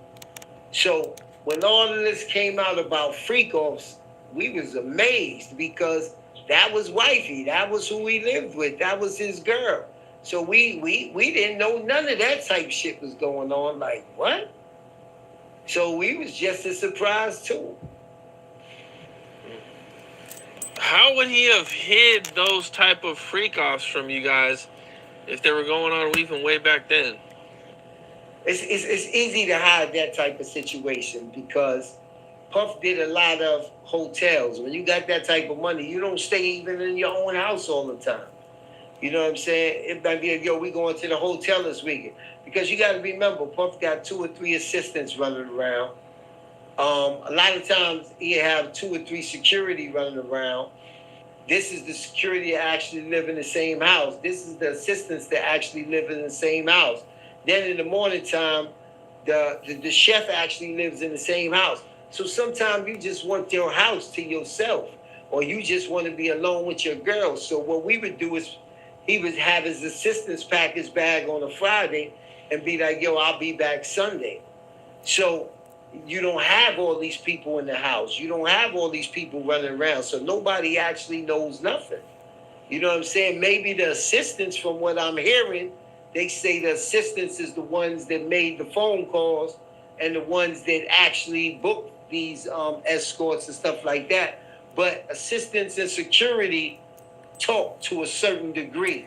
Enterprise. If he says my personal business is my personal business, then his assistants are not telling his personal business to security. Did you ever hear any rumors around that time of Diddy being gay? I've had rumors before I was around Diddy. You know what I'm saying? I've heard those rumors since I was in jail. You know what I'm saying? I heard those rumors running around Harlem. I've always heard those rumors, but like I tell people, I've never actually seen nothing. You know what I'm saying? So sometimes you play that to be in hate, and you say, yo, niggas just hating on it. Or sometimes you don't want to see that side of a person because you with them every day. And then sometimes you see some things that look kind of fishy. But what you got to remember is when you got street dudes around you, you're going to put your chest up and your head up because you don't want them to know what you really are. And that's what it was when me and my boys was around, or you know, some of Biggie crew was around. It was like, yo, I'm not going to show no weakness. You know what I'm saying? Oh, I'm not going to show this, or I'm not. Yeah, we seen questionable things. You know what I'm saying? Questionable things like that. But when you work so much, and that's what I try to tell people, when you work so much, you kind of overlook things that might be right in front of you. because you just trying to get the fuck up out of there. You just trying to get home. You just trying to live your life. You know what I'm saying? Like, it's been times that I had to take them to the hotel, and I might, hey, yo, Barnes, you got the day off, or you off this weekend. We gonna call you Sunday when it's time for us to leave. So we might be in Cali or someplace else. I'm trying to get into my own life, so I leave out. But then there's also been times where I say, yo, why this dude rushing me out? And you be nosy, you know what I'm saying? You stay out in the hallway for an extra 5 minutes, and when you get on the elevator, you ride down the elevator, and you might see a Rico Suave guy get on the elevator. And you be like, yo, I want to see if he going to get off on Puff floor. And then that person turns around and gets off on the same floor. And then you peek down in the elevator, and you might see him knocking on the door. And you be like, oh, shit. But then again, you don't think about... This video is a slap in the face to the makers of Ozempic and Mounjaro. Be very careful because a cup of... Oh, shit. But then again, you don't think about the things that you're hearing now. You know what I'm saying? Because you just so happy that you off. You laugh about it underneath your breath and say, yo, they on some bullshit. You know what I'm saying? Oh, I wonder what's that about. And you just leave. The thought never even comes into your mind again because you just so happy you off. You trying to run and get your shit together. So when all of this came out, that's when you sit down and you think like, oh shit, that's what that was about? Like, oh shit, he was letting them people do this and do that. But you never have no idea of it. Because you're not in that circle. You're not in that echelon. Like I see where they say he was sending tapes to this person, he was sending tapes to that person, or that person, I think 50 said he sent the tape back to him or something like, yo, you better check this your girl. So those type of things, we on the bottom of the pedestal. So we not in those conversations. We not in those discussions. We not privy to those type of things because, as they say it, we not on the same level as them. Thinking about all these situations and things that you've been through, man, was there any celebrities that came through in a suspicious way that you seen and you thought something maybe? Nah, never. Nah, I can't even sit here and say yes. Nah, never that. It was always like unknown people that you never seen or heard before. Yeah. Since all this has happened, has Diddy tried to reach out to you and silence you in any way or ask you not to do any interviews or anything? Not at all. It's certain people that you're going to reach out to. Like I said, since 2012, we haven't really had that talk, conversation, or cooling or hanging out. Even when I was with over at Ciroc, it was just, I was underneath the people at Ciroc. I wasn't underneath him. He wasn't on an everyday basis. He ain't know nothing. Every once in a while, the people from Ciroc might be like, oh, it's a puff party in Vegas. We want you to go out there to handle the Ciroc stuff because they was walking on pins and needles and didn't know him really at all to go out there. So they just didn't want to make no mistakes or nothing. And even then, it was basically like, oh, what's up, Bonds? Yo, what's up?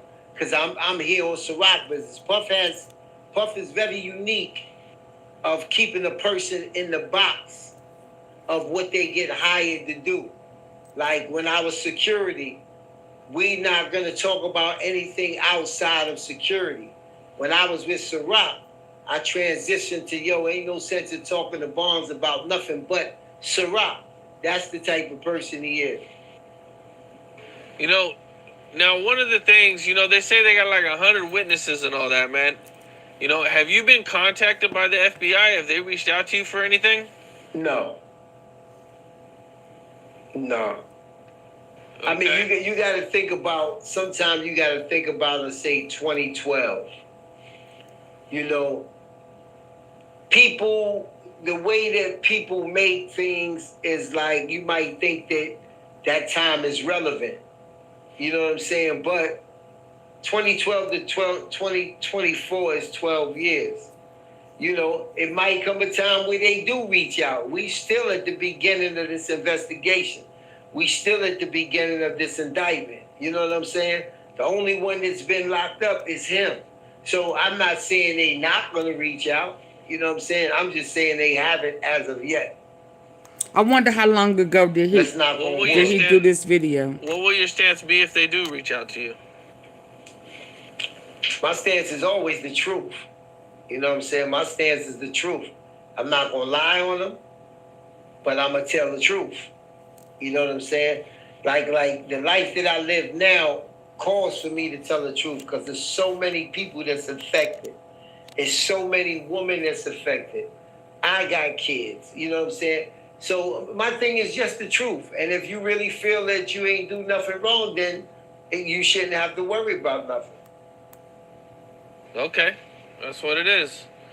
Okay, now I kind of want to transition to a little bit, you know what I'm saying, just kind of hanging out, some of maybe the good times, man. You know, one person that, you know, is really kind of taking off these past couple of years, man, is a BMF with the documentary coming out, man. A lot of people talk about Big Meech, you know, and I know Meech and Diddy had a good relationship, man. You know, did you ever party with Meech or, you know what I'm saying, see them around or anything? How was that like? Oh, I definitely partied with them when I first, you got to remember, I came around 2005, 2006, and I caught the end part of that. This is the pink salt recipe that took me from 179 to 126 in just weeks. You know what the best? 2006, and I caught the end part of that. You know what I'm saying? Or if I'm not mistaken, I think Wolf got killed in 2004, if I'm not mistaken. Don't hold me to that. So a lot of the things that they were doing before that, as far as the parties and the trips to Africa and things like that, all of those things took place before me. When I came in the part, it was basically, I seen Meech, you know what I'm saying? Meech knew me, I knew him. We would speak. I see him at basketball games. Different. I see him in the club and all that. And I was in the studio with Jeezy and stuff when they was working. So that was definitely musically. And then it rolled over to like T was in New York a lot. You know what I'm saying? His brother T was in New York a lot. So sometimes they would hang out in New York. They had a place called Show that they would come to New York just to go to this club every Wednesday. And they would make sure that me and my man would go with them to this club. Just because we knew everybody, just because everybody respected us, it would be me and my man Big Nick. And, you know, they was in there buying same thing that Meech and them was doing. Yo, let me get 50 bottles, let me get 30 bottles. We here to have a good time. BMF is in the building. So we definitely partied and had a great time. To be honest with you, that was my hustle area. Because T would tell me, yo, Bonds, I'm getting ready to buy 20 bottles of Dom P. And I would actually go to the manager or something and be like, yo, listen, my man is getting ready to buy 20 bottles of Dom P. How much is the Dom P? Oh, it's $1,000 a bottle. Okay, you're going to give those to him for $900 a bottle. All right, and you're going to give me that $100 off the bottle. Else I'm going to take them to another club. So to me, I loved when he came in town. That was my hustle time. You know what I'm saying? There was times when I would just walk T to the car, and he would give me $1,000 just to walk him to the car. Yo, we good, we all right. All right, thanks for coming out. $1,000 just to walk him to the car and give my man $1,000. You know, so those are good times because you're not involved with any of the business that they doing. They just getting off this plane to strictly go to this club show, party, have a good time, and then they out of here tomorrow. You know what I'm saying? And you made $1,000. You hustled up $2,000 with the clubs because they're going to always want to go out. And you can take them, they trusting you to take them to any club of your choice. So you calling that manager or you seeing that manager as soon as you get in. Let me see the bar manager. Because there ain't nobody buying 20 and 30 bottles in cash at one time but them. So if you want this, I know you already done marked the bottles up $800. Because a bottle of Dom P in the store might be $200. It's $1,000 inside the club. So what is it to you to take $100 off of that and give it to me? But to me, it's a lie. So I used to love it. You know, Wolf gets killed, and that causes a falling out between Diddy and Meech. Well, it wasn't, I'm going to be honest with you, it wasn't really a falling out between Diddy and Meech. It was we can't be really cool with each other no more because Wolf was known as being my man.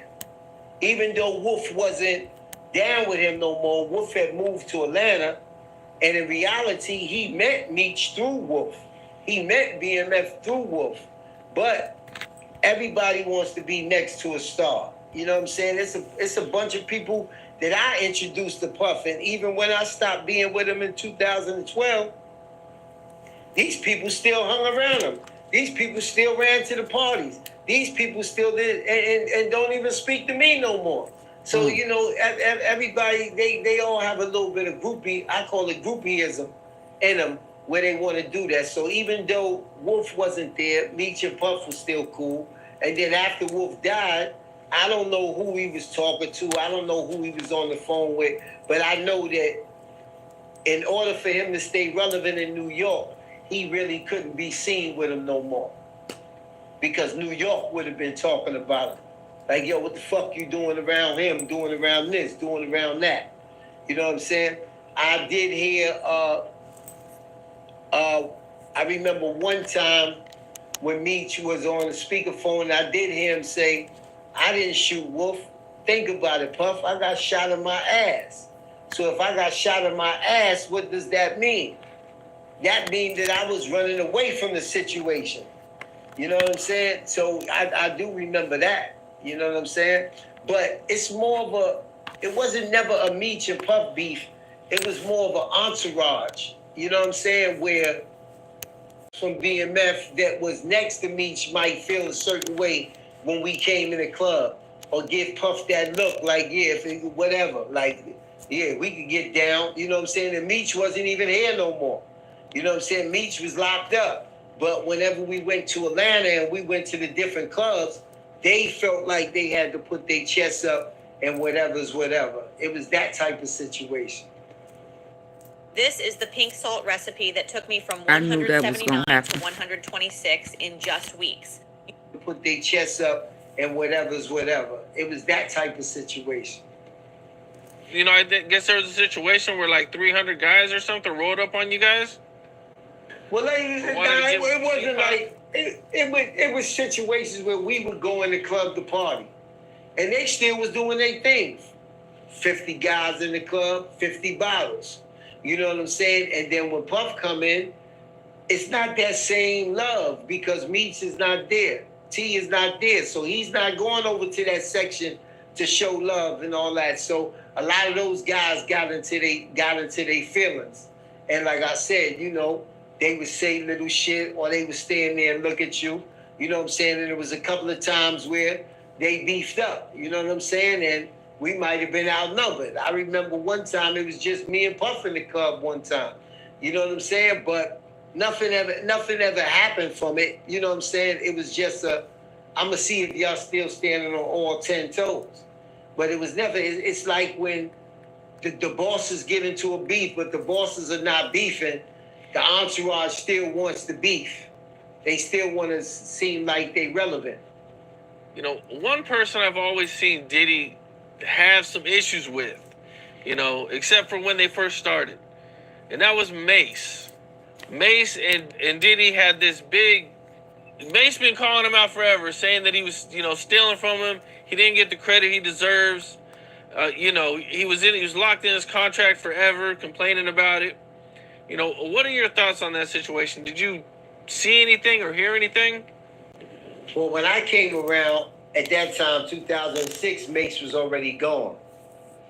But I'm from Harlem, you know what I'm saying? So I actually know Mace, you know what I'm saying? And my feelings are that Mace is 100% right. I've always felt that way.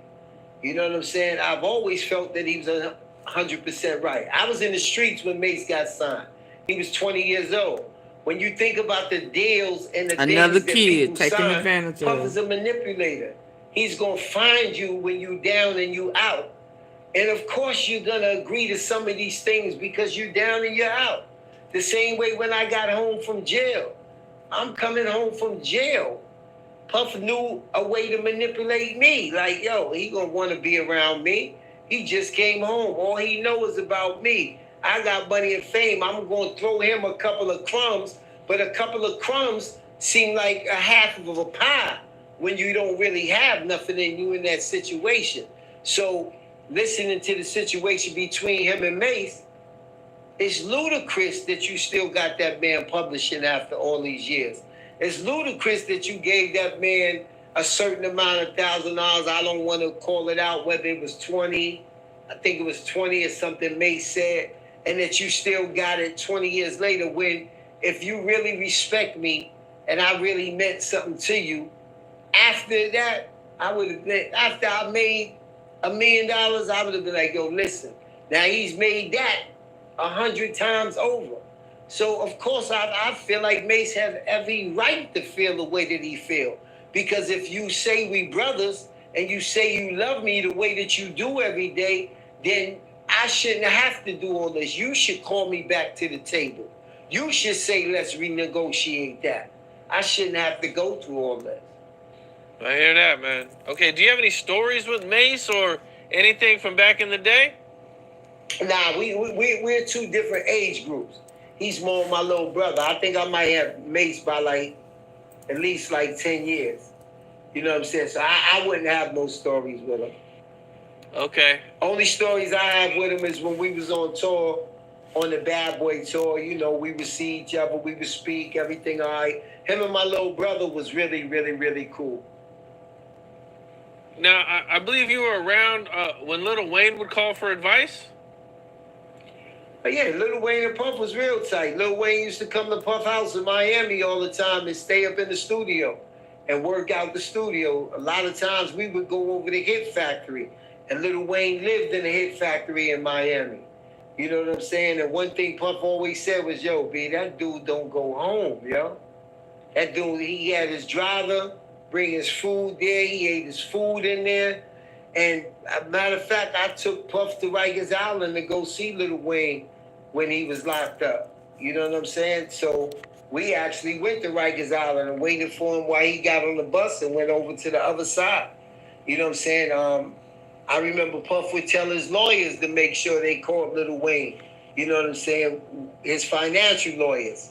Make sure you call Lil Wayne. Make sure you answer this, so you answer that. I can't hear what Lil Wayne was asking him or what type of business, but he would give him advice. Do you have any stories hanging out with Lil Wayne? No, Lil Wayne was just working. It wasn't about no hanging out. You know what I'm saying? Getting high in the studio and just working. Now, one thing that the internet has made a big deal about is Diddy and Meek Mill. Because there's quite a few, like, suspect videos out there.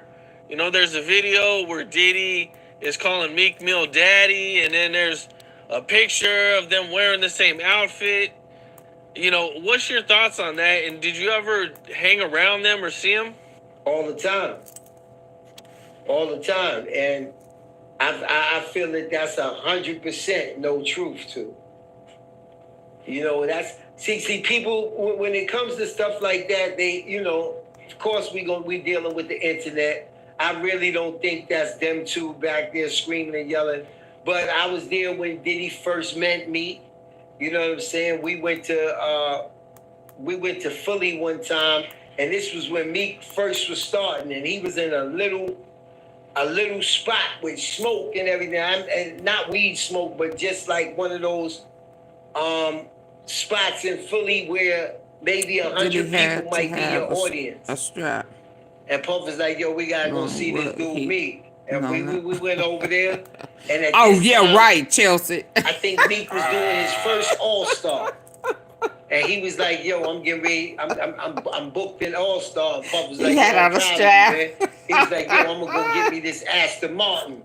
After All-Star Cause that Tootsie Roll. And that was his first Aston Martin that he had ever had. That's how early in the career it was. And after that, you know.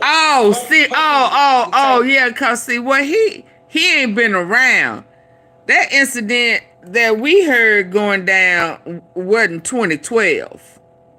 Oh, no disrespect. I just thought about that.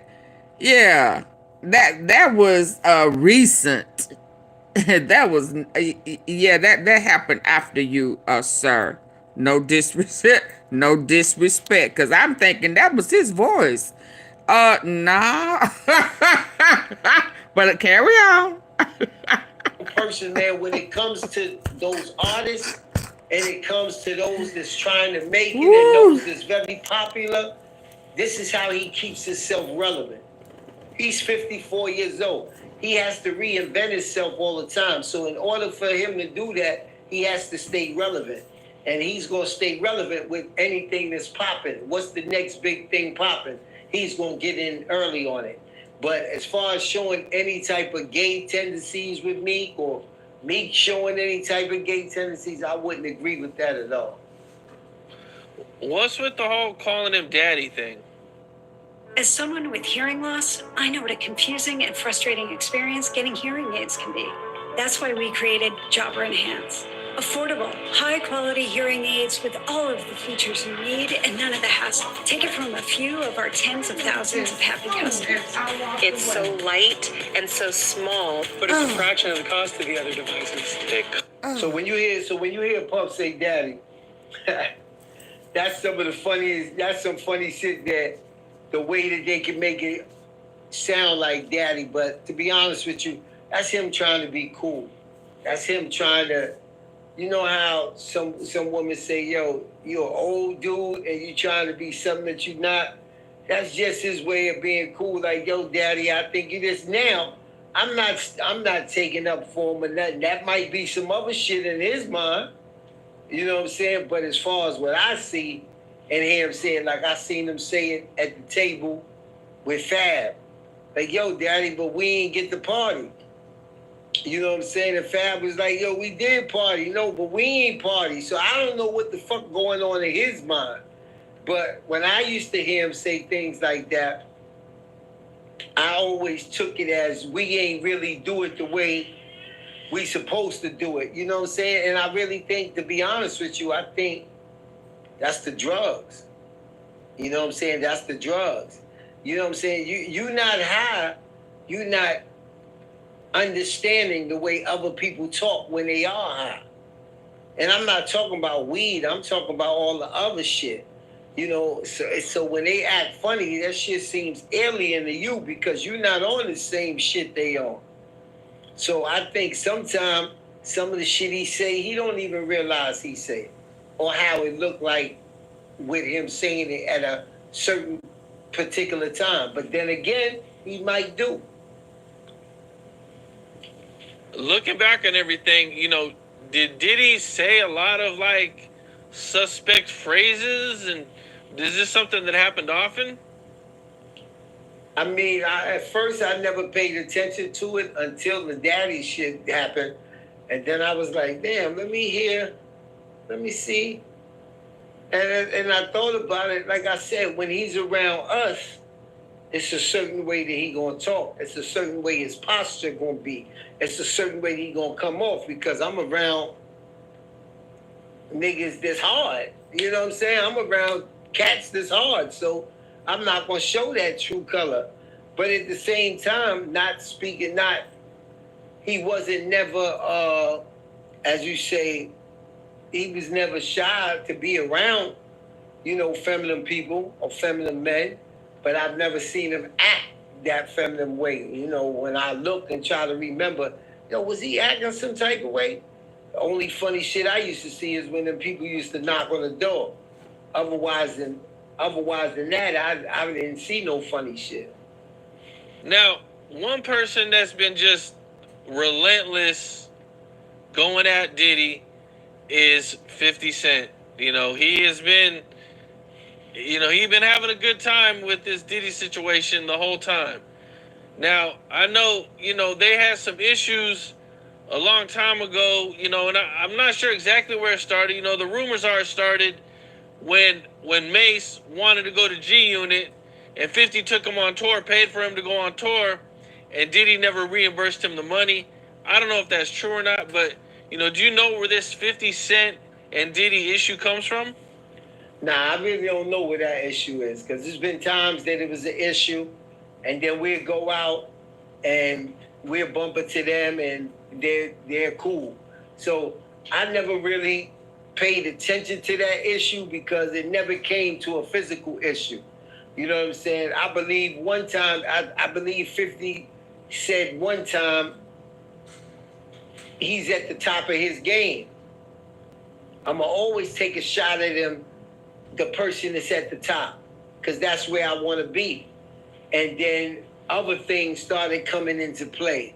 You know what I'm saying? And things that make you feel like if you were a man, I wouldn't do that. You know what I'm saying? Just out of respect for you. You know what I'm saying? So it's a lot of shit that Diddy do that I don't agree with, that if I was in a position, a situation like 50, I would do the same thing. You know what I'm saying? Like having my son's mother dealing with you. To me, that's disrespectful.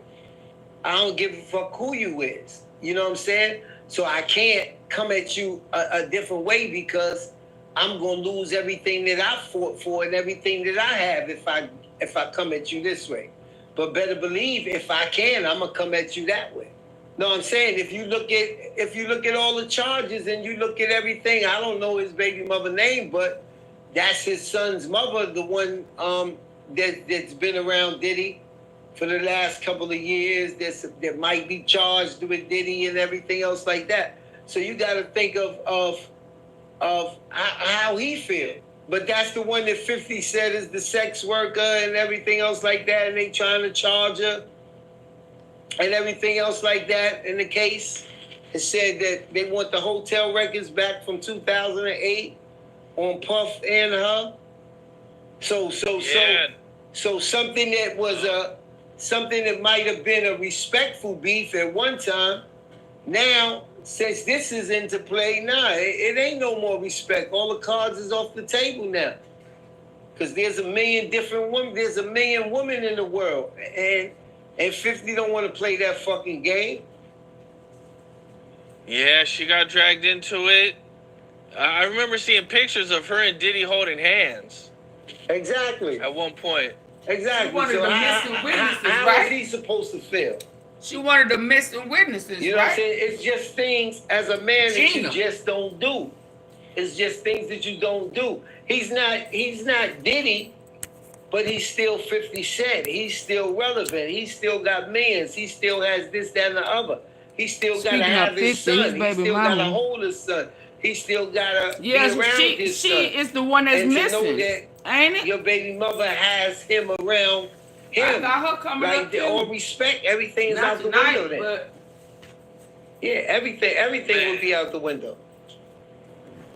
Yep.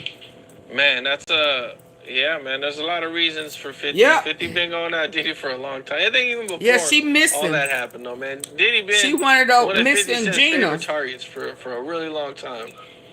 Yeah, but that's because that was an off and on situation. I got her pimp. You know what I'm saying? It might have came from the Mace situation. It might have came from 50 Cent saying that he wrote some songs for Puff at one time. You know what I'm saying? It was definitely. But they had beef even before beef. Off and on situation. He realized that she was one of his sex workers. Whenever 50 Cent woke up in the morning, he said, "Fuck it, I'm gonna go at this nigga Puff." And know that you can go at him and get in his feelings. And I don't care what nobody say. Everything is cool. That's his daddy. When you cross that line, ain't no more being cool. That's his daddy. You know what I'm saying? Even with the Mace situation, that's all about money and that's all about business. You still didn't cross that line, but you crossed that line when you dealing with my son's mother like that. And when I say dealing with, don't get me wrong, because if somebody walked through the door and deal with my son's or daughter mother, I have all the respect for them if they looking at my son and my daughter. That don't mean she infected. Everybody didn't get. Trying to put my son where you and get my that from? In this. Where you get that from, Chelsea? What you mean? What you mean that means she's infected? Where did you get that? What made you say that means she's infected? They didn't say everybody who that interacted with him had something. Only one person said that he had herpes. So where did you get that means she's infected?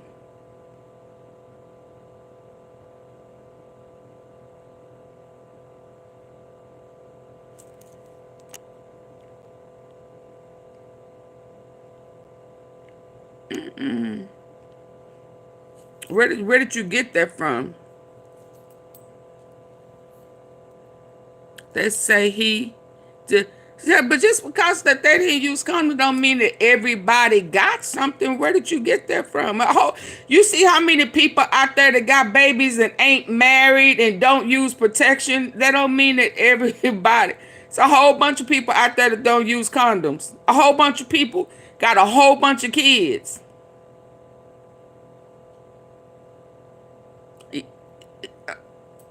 That don't mean that she slept with the guy that got herpes. I'm just not going to put herpes on everybody that did a freak off, because even Cassie never said she had herpes. She said she had sores in her mouth. She said she had UTIs, but Cassie never one time said that she had herpes. You heard one person say that they had herpes, and that's it.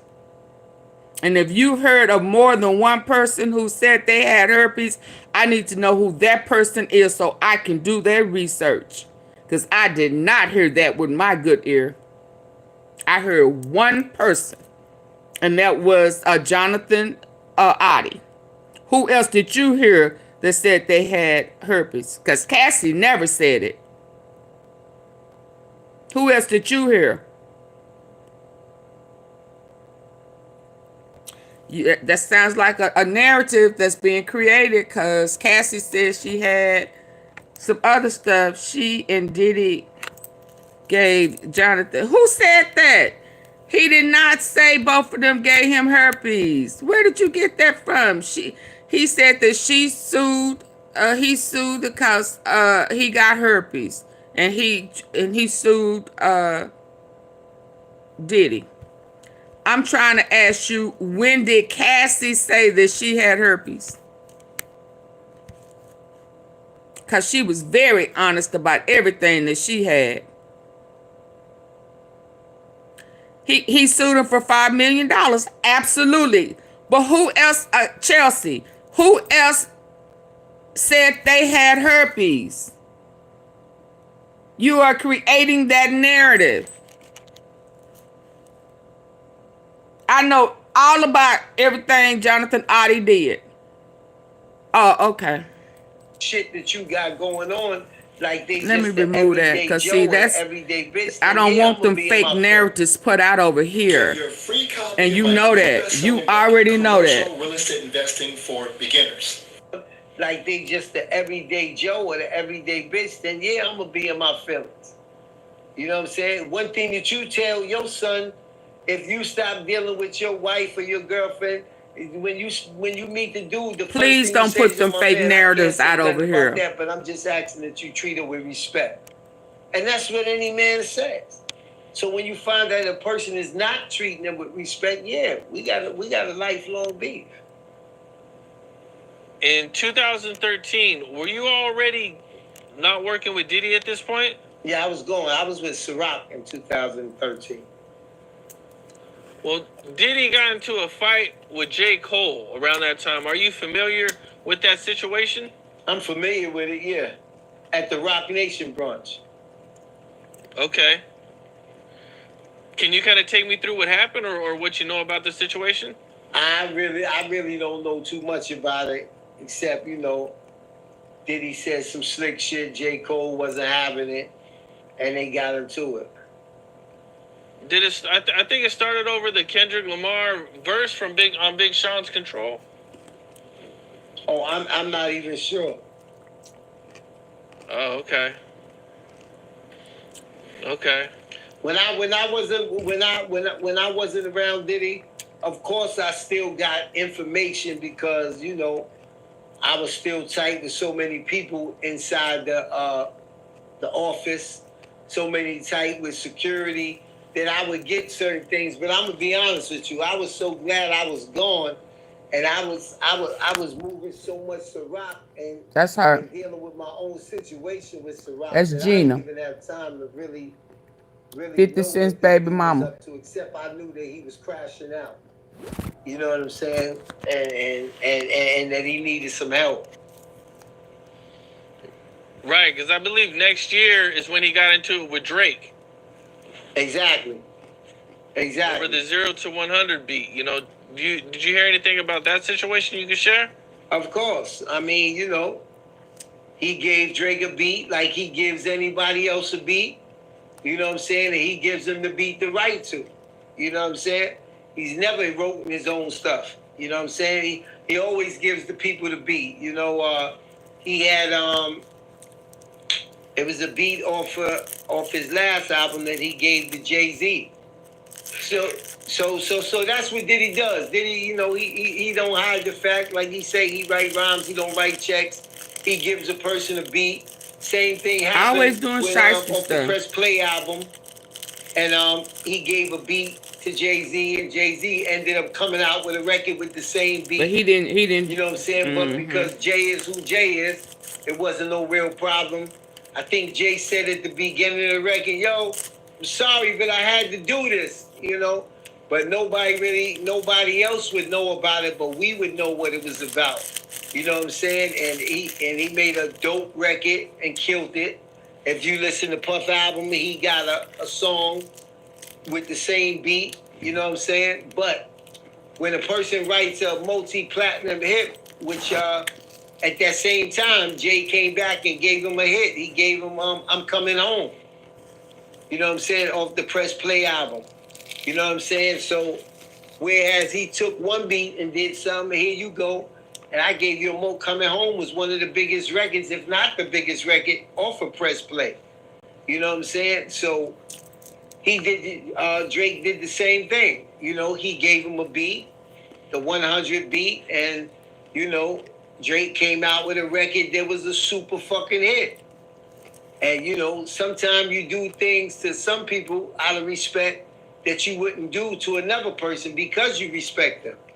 You know what I'm saying? And I can't tell you what they talked about or what happened behind the scenes.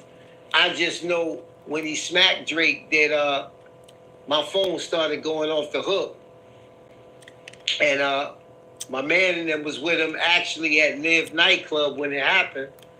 And they called me and told me everything that happened. I said, yo, your man spazzed out last night when he seen Drake. So what happened, I really don't know. You know, I know that they got over it and that they cool now. Couldn't be me, though. Damn. You know, going through all these situations, man, how often would you see Diddy just go off on somebody? It's a difference. He always stood his ground, and that's one thing that I can say. Standing your ground and being a bully is two different things. You know, after that situation happened with Drake. You've probably heard about Boxable's flagship product, the Casita. Him and Jay Prince got into it, and he stood his ground. You know, when it comes to things like that, I could never say he's soft. He always gonna step up to the plate when it comes to situations like that. But in the last couple of years, I seen it full throttle. You know, I seen it full throttle. I don't know if it was because he was getting older and he needed to feel relevant. I don't know if he was getting high too much. I don't know, but I seen it go full throttle in the last couple of years. Do you know what happened between him and Jay Prince?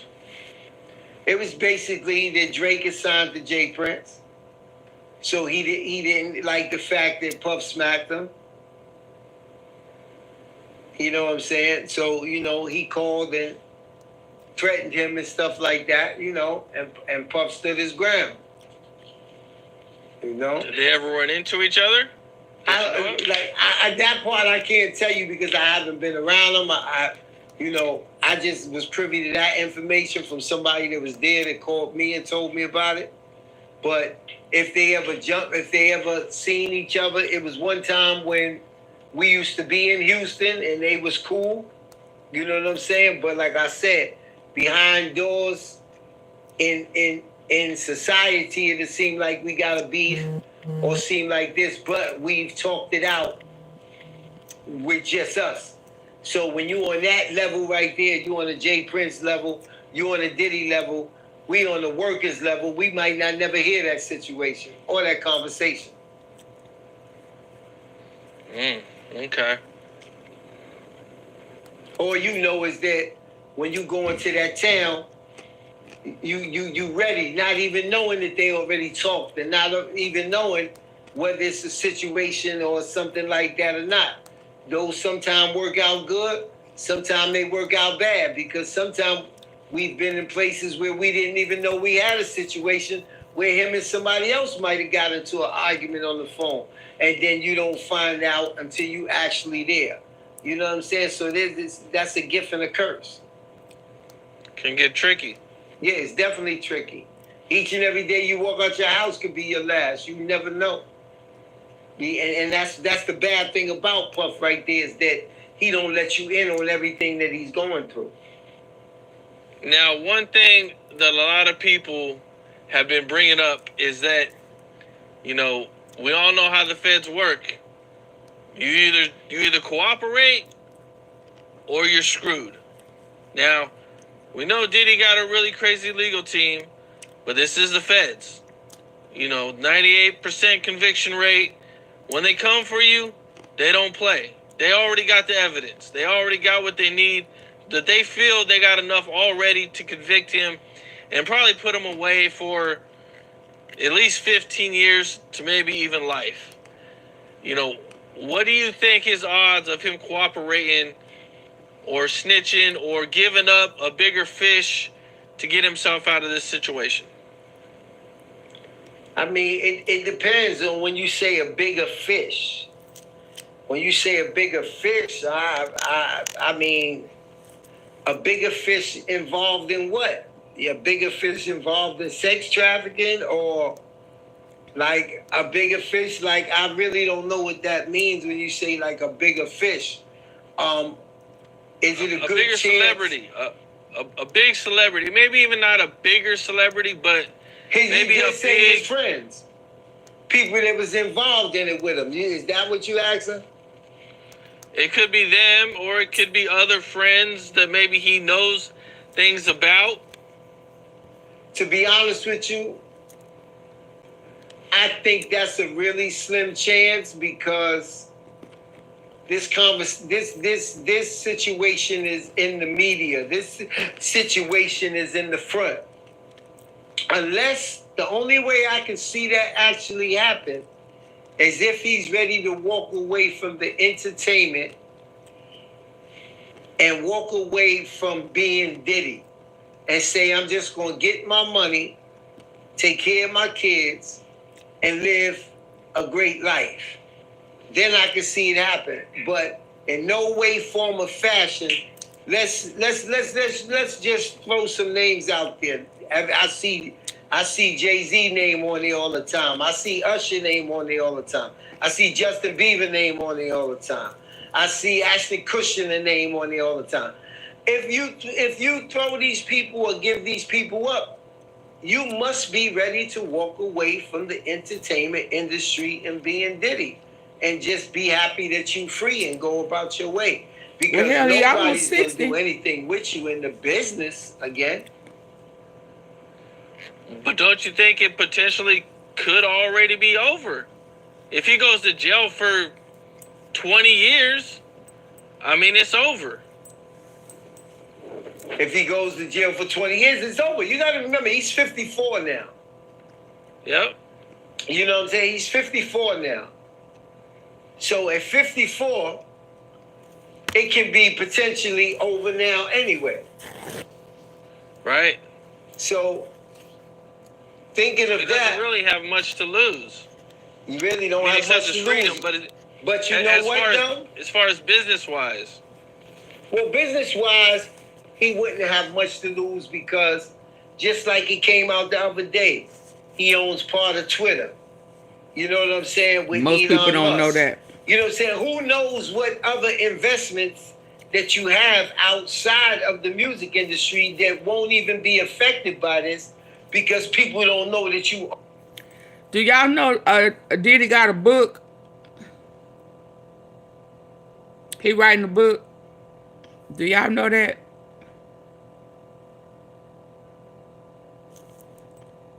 Has anybody else heard that Diddy kind of has a tell-all book?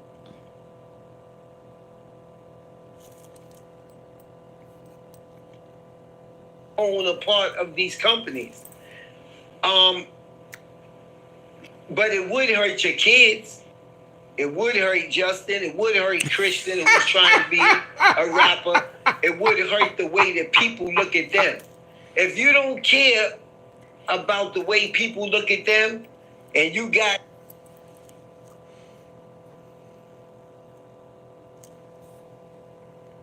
Breaking news, something that I've never told anybody. This is a secret, something that, you know, will probably be in my book. Can y'all hear that? Right now. Can y'all hear that? That Biggie was killed. He wasn't supposed to be in LA. That morning, I got a call from Biggie. I've never told anybody it's in an interview or anything. I got a call from Biggie, and Biggie said, I don't want you to be mad at me, but I'm about to jerk you up. And I'm like, pause. I mean, I'm about to go left on something. That's a better word. And I'm like, what you talking about? You know, I would always be on him about, like, you know, we young, black entrepreneurs, businessmen, we have to be on time. We have to be prompt. He said he was supposed to go to London. He called me and said, I'm not going to London. He's like, I just finished my album. Something that y'all don't know. Breaking news, something that I've never told anybody. This is a secret, something that, you know, will probably be in my book, but I'm telling y'all right now. It'll probably be in his book. Something worked out for them where they don't need the people neither, then I can see it happening. You know what I'm saying? Did y'all hear him say I it? can see it happening. You know, he and lying. it might be Gene already told happening. We don't know. what really happened. You know, it's been rumors that No, he's been working with the feds to a certain degree. I'm not debating that. My point was the book. Did y'all hear him say it'll probably be in his book?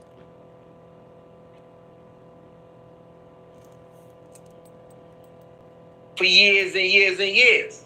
You know what I'm saying? We don't know that for sure, but that's what that's been the rumors for years and years.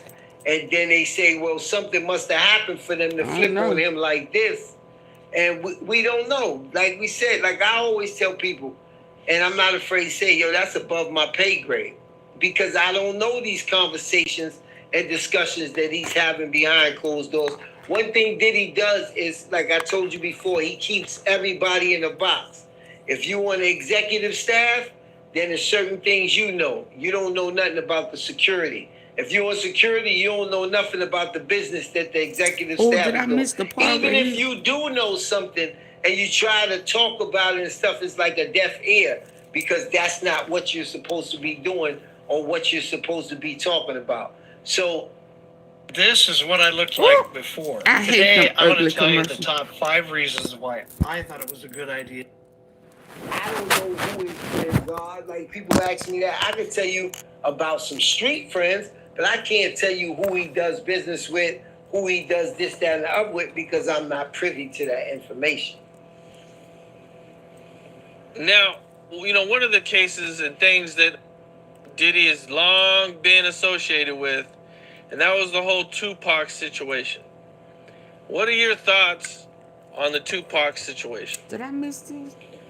I don't have no real thoughts on the Tupac situation because that was before my time. But from what I hear, that it was a guy named Eric Von Zip that could have either brought him up or took him down. But we'll never know that because he's gone now. God bless his dad. Okay. Now, Cassie drops this lawsuit. Everybody goes crazy, man. And you're actually mentioned in this lawsuit. Right. Did you have a chance to read over the lawsuit? Yeah. Did you see any lies or anything that wasn't accurate? Well, I could only go up until my time. I can't go until anything that she said after my time. But anything that she said up until my time, including that situation, I remember very well. I was hoping that in the time that I was gone, from 2012 on, I was hoping that he would get better. You know, one of the reasons I left was because of that. Because I was tired of arguing, because it was coming a time where me and him was arguing. And the reason we was arguing was because I was unhappy. Because, you know, I thought, like I said, things were going to go backwards. And instead of that, I'm staying out more. Instead of that, you're getting more violent. Instead of that, you're getting more higher. And those are the things that I wanted to get away from. So when it comes to those type of things, I came up with the diabetes. Well, I really have diabetes, but I came up with the fact that the doctor told me I couldn't be traveling and all this stuff like that because that was the only out that I could find in order to move over to Ciroc. So everything that she said up until the time that I left was accurate. Yeah, I ain't heard none of that. Okay, so I want to kind of take it back a little bit. I didn't hear that. And kind of go over your whole time with Diddy. Now, you joined Diddy in 2003, and then you moved into more of a serious situation. I think you said around 2006. Right. You know, but in 2005, there was a situation that happened with Kim Porter. Right. And I believe, was that your first time ever seeing any type of violence like that with Diddy, or not even seeing it, but you know what I'm saying, seeing her nose taped up? Well, yeah, seeing her nose taped up was the first time I seen it. But that was the first time to that degree. But I had seen them arguing and everything a lot of times. See, one thing about Puff is he's not going, unless he loses it, that's when you'll see it. Otherwise than that, it'll be behind a closed door. It'll be in a bedroom.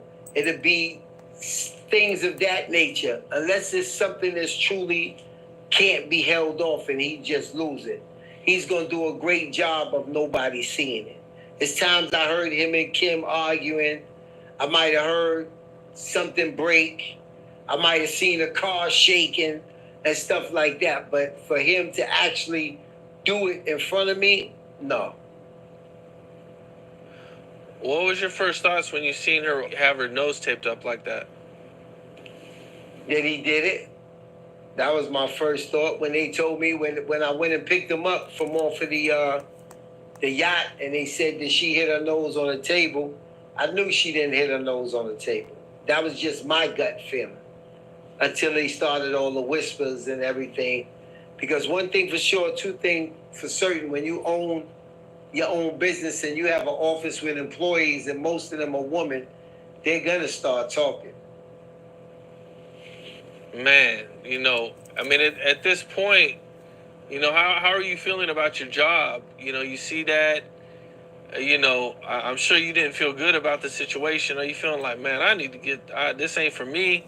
You know, like, what's your mindset at that point in time? My mindset at that time was the beginning. So it was like I said, I was manipulated. I was with Puff Daddy. He was manipulated. All the things that other people could feel, I could feel too. And what goes on is that you're happy that you got a job. You're making good money at this job. People are looking up to you at this job. So it's everything that comes into it. But at the same time, people don't know what you go through at this job.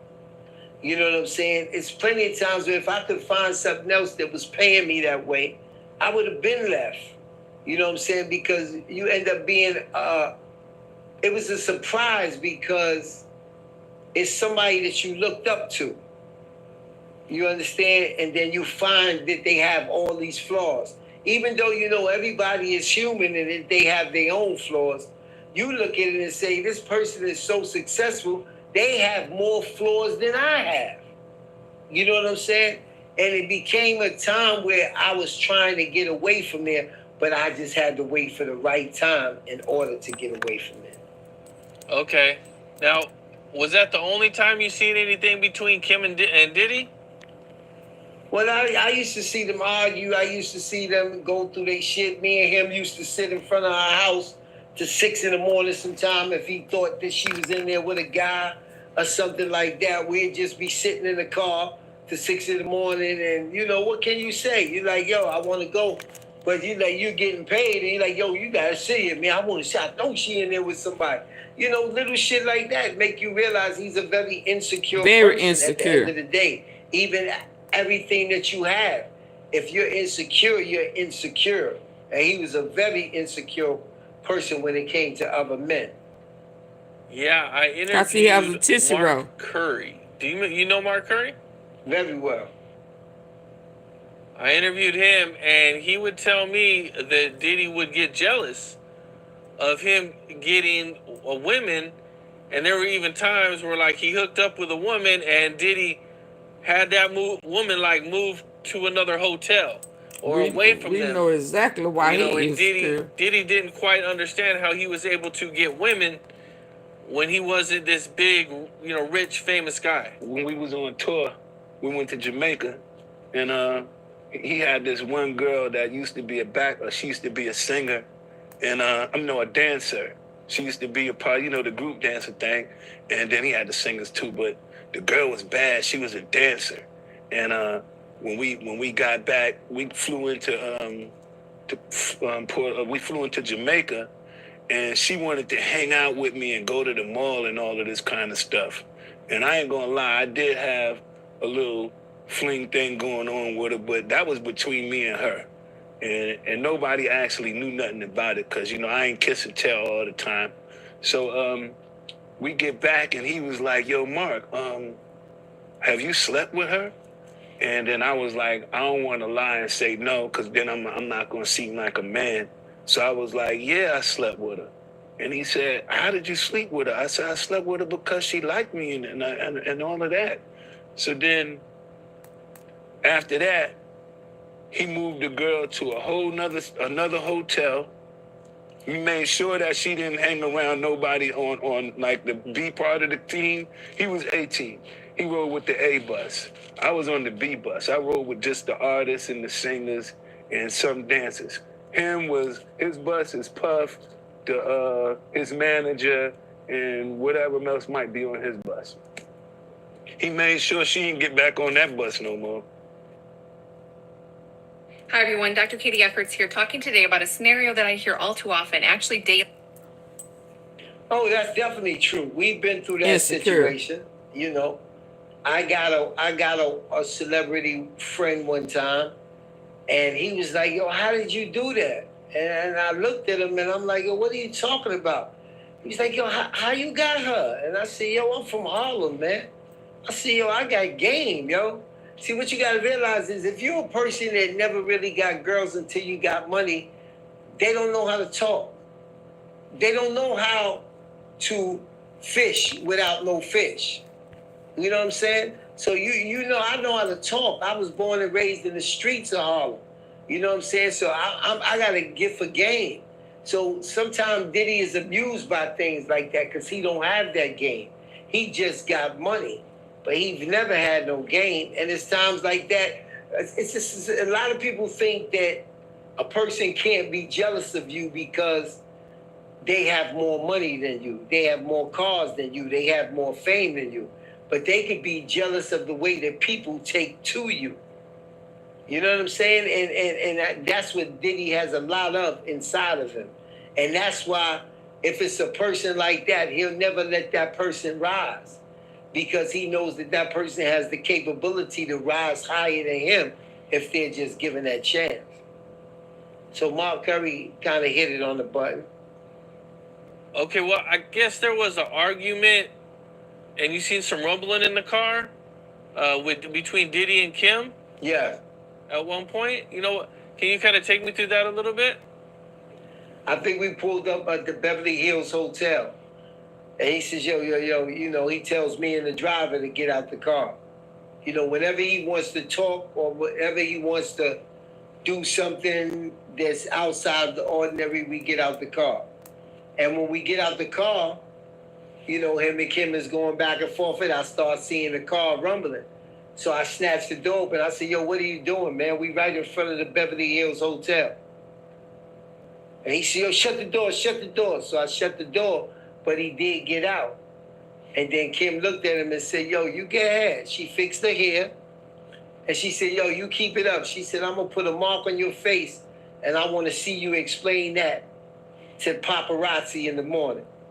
Oh, so she fought back. And he just fixed his suit, and then she just went in the hotel. Like those type of things, if I see it, or if I can do something about it, I'm going to do something about it. If I see it, I'm going to jump into it. You know, him and Cassie, I got in the middle. Him and the chef, I got in the middle. And those things kind of started hurting our relationship because he starts to figure, yo, you my security, or you my man? Like, what are you doing? But I've always had in the back of my mind that is being your security, stopping you from hitting a woman or stopping you from doing something that may be why she got taken out. Cost you everything that you have, like what he going through now. So I feel like I'm not only helping them out, I'm helping you out. Facts. Definitely pulling Diddy off of a woman is definitely helping Diddy big time. Definitely. I guess him and Cassie meet around 2007. Do you know how they met? 2006. 2006. Mm-hmm. 2006, 2007. I think it was his 40th. So let's see, I think it was his 40th or 45th birthday. He's 54 now, so it had to be his 40th. But when that shit happened, I said, thank you, Jesus. She had a song out called Me and You. And he liked her, so he told the producer that was signed to him, Slam, he told him to set up a studio session at the house in Miami. So he set that up, and her and what's his name? Ryan Leslie came out to the house, and they stayed for a week and worked on the single, worked on the record, and then he told Slam, set up another session 2 weeks later. He said, but this time don't invite Ryan. And it was off to the races ever since then. It was a slow drag. It was all work until he broke her. Once he broke her, the work slowed down and it became a relationship. Now, in 2006, Cassie signs a 10-album deal with Bad Boy. Yeah. That's crazy. Once he got her, a lot of albums. He cut it out. Make sure she stay around.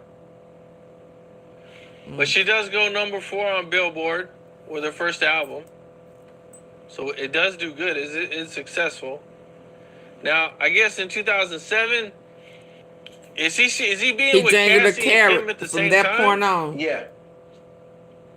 Yeah. And in 2007, Kim gets pregnant? And then he also has a daughter with another woman? Yeah.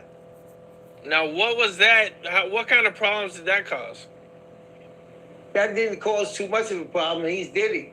You know what I'm saying? He's Diddy. You know, that caused an internal problem between Kim and Sarah because they were friends before that.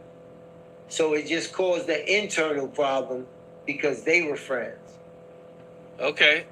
Now, I seen that, like, Diddy wouldn't allow Cassie to have anything in her name. Cars or anything. Shows. Like, he was like, he started running her whole life. He started managing her, yeah. I would even take her on shows because I was doing her security when she had to go on shows. And I used to book a lot of shows, and I had to talk to him about the booking. And if he felt it wasn't enough money, or if he felt he didn't want her around, he wouldn't let her do the show. Now, I think I seen you touch on this? That you might have thought Diddy was like kind of hating on Cassie or having her turn down gigs she probably should have been taking? Yeah, of course. Of course. It was gigs that he would say, yo, she's supposed to get $25,000 for. But if you sat back and thought about it, she only had that one single that was banned. So she couldn't get the relationship with these promoters that she needed to get. Like, okay, I'll do it for you $10,000 this time. You know what I'm saying? You know, as you got to do in this game. But when I come back around or when my album comes out, you know, he was just controlling everything from A to Z. Now, do you think she was okay with that at that time? No, I don't think she was okay with it. I think she dealt with it because she wanted the album to come out. I think she dealt with it because she didn't want him to be against her. Very demonic. I think she dealt with it because she didn't want him to blackball him. And at the same time that he's doing all this, he's also giving her lavish gifts at the same time. But I know for a fact that she wasn't happy with it. She just didn't know what to do with it. Damn.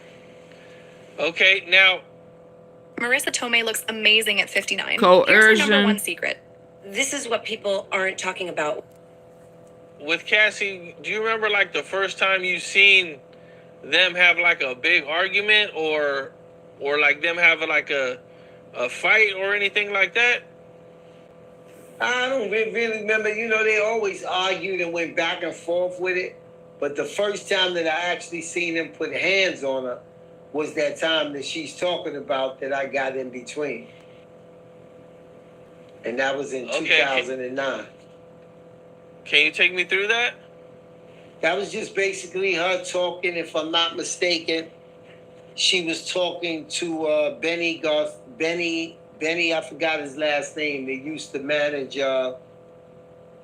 Will Smith. He managed Jennifer Lopez. And he might have managed Puff at one time or another. But it was at a party, and she was talking to him. And Puff just lost it. Like, what the fuck is you talking to? Or it might have been Johnny from Danny D. Kane. I think it was Johnny from Danny D. Kane that was managing Danny D. Kane. And he just lost it. Like, what are you talking to him for? What the fuck? And that's when he just grabbed her and he punched her and he threw her on the floor and I got in between it. Like, yo, what the fuck are you doing? You know, we right outside this party. It's 1 million people out here. Like, what the fuck is going on? And, you know, I had to get in between him and grab him. He was mad at me, but it was what it was. Not on my time, not on my watch. Well, and then they get in the car and they start fighting even more? Yeah, they started arguing and fighting in the car. She punched him in the face. You know what I'm saying? And he started trying to hit her, but when he was trying to hit her, the window came down. And people were in the car next to us, and they said, oh, shit, that's Diddy. So I'm trying to drive, I'm trying to keep him in the front, and I'm trying to roll up the window at the same time. You know what I'm saying? And I was able to diffuse that situation, and then we went back to Beverly Hills to where we were staying at. Now this situation happens, and this is probably, I mean, this is a pretty big situation, man. He even hit her in public. You know, how are you feeling after you see this? Grateful. No, well, she's finished. Time, my adrenaline was going. No, Grateful. Friday was her last day. This week is when the RICO finna really hit. All these people are testifying. I broke this down yesterday, Eddie Kane. You late to the party, so please don't come over here with that. She didn't have to get on the stand. She had already got her money. The feds brought this case on, not her. So it's not about a money grab. And thousands and thousands of people took that, lied, like I said yesterday, lied to get them PPP loans, forged employees, manipulated paperwork to get PPP loans to get a money grab. So what's the difference? Did you get a PPP loan, Eddie Kane? Oh, okay. And I just say, yo, y'all fucked up. You know, at that particular time, I say, yo, y'all are fucked up. You know what I'm saying? It wasn't until I got back into my room that night where I just was like, yo, that was fucking crazy, yo. I can't stand Like, hypocrites. that was bananas, If you're a yo. Yo, hypocrite, this thing is stay crazy. from over here because I'm going to call you out. That's all I kept saying to myself. Was like, yo, this You thing probably is be crazy. women. And then I was glad that I was there. Because I You don't probably know a if somebody cookie else monster. would have stepped up. I don't know if somebody else would have grabbed him. I don't know if somebody else would have got in between. I don't know if she would have hit her head on the sidewalk. I was just thankful I was there. And when I seen him the next morning, I just was like, yo, that was crazy last night. And, you know, he kind of looked at me. When things like that happen, Puff is the type that won't look you straight in your face for a couple of days because he knows what he did was wrong. But I kind of got over it once they got cool back again. You know what I'm saying? And I kind of pushed it to a, yo, that shit happens in a relationship type thing. You know what I'm saying? Until I noticed that it was a pattern. Were you the only one that actually had the balls to kind of stand up to Diddy and tell him anything? No, I'm not going to say that. I'm not going to say that. But I will say I was basically the only one that would do it in front of people. You know what I'm saying? But I wouldn't say I was the only one. Okay. Well, I guess he sends her to a hotel, and she has to stay at a hotel for days while she heals up? Yeah. Or is that from a different situation? Well, that's the same situation, but I didn't know that they had continued to get into it once they got back. And he called me over the loudspeaker, and he said, yo, take Cassie to the hotel. We already called and got a room or whatever. And I took her over to the hotel, and then I would just check on her, you know, ask if she needed something, see if she wanted some smoke or something like that. And then that's when she unbuttoned her shirt and she showed me her chest. And she had 2 black and blue marks on her chest. And I was like, damn, you all right? She was like, I'm all right. She stayed there for a week. And then I didn't see her for about 2 weeks. And then one day she just popped back up at the house. And it was like nothing never happened. Damn. Okay, so, you know, you guys go back to work. Right, Amy. Things start moving. You know, does Diddy, you know, try to do anything to repair the situation after that? Or is it just back to normal? Well, whenever a situation happened like that, Cassie would go shopping. You know what I'm saying? And come back with 1 million bags. You know, I guess that was his way of apologizing to her. You know, you start to learn and know what a person likes, and what position or situation you have them in. You know what I'm saying? By being able to do this. And she would just go shopping, or she might go on a trip with her girlfriend somewhere like Fiji or someplace like that, you know. He's sick. What do you think was like the biggest gift that Diddy ever gave her? I would say I know he wish he would have settled, Amy. In Manhattan. $100,000 a month? I don't know how much this apartment cost a month. I know it was in a new building, and it was a very expensive apartment. I think that was the biggest gift that I've seen her give her. Okay. Was this after a fight or anything, or just because? I would say just because. Just because you put up with my bullshit all these years. So I guess there was another situation, you know, after another party in NY with Jay-Z? Yeah, I wasn't there for that. Okay, that's the one they talked about. Okay, she talked about that in the lawsuit, though. Okay. Yeah, I wasn't there for that. I tell you, when we got back to New York, I was off because I handled a lot of things out of town, so I wasn't there for that. Let me pause for a minute. Let me show y'all something.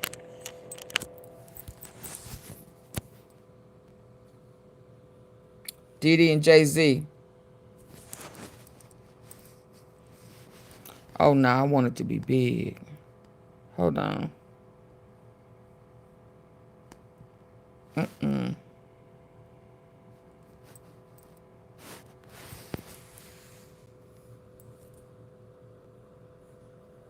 kids, babies.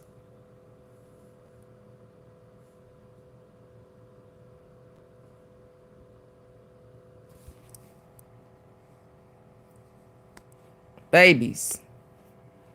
Jay-Z. Diddy. Apartment with kids.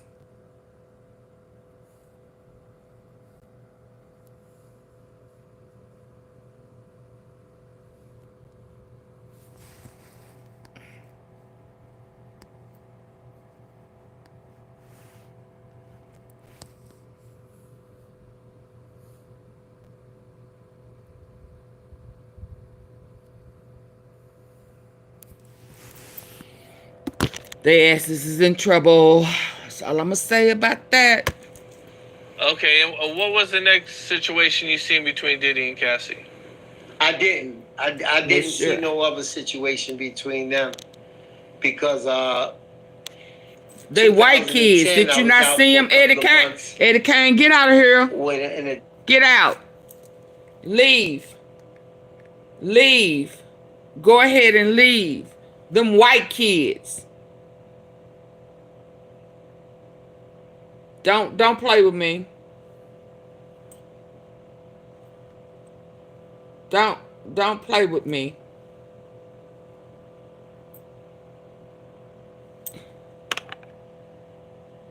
Okay.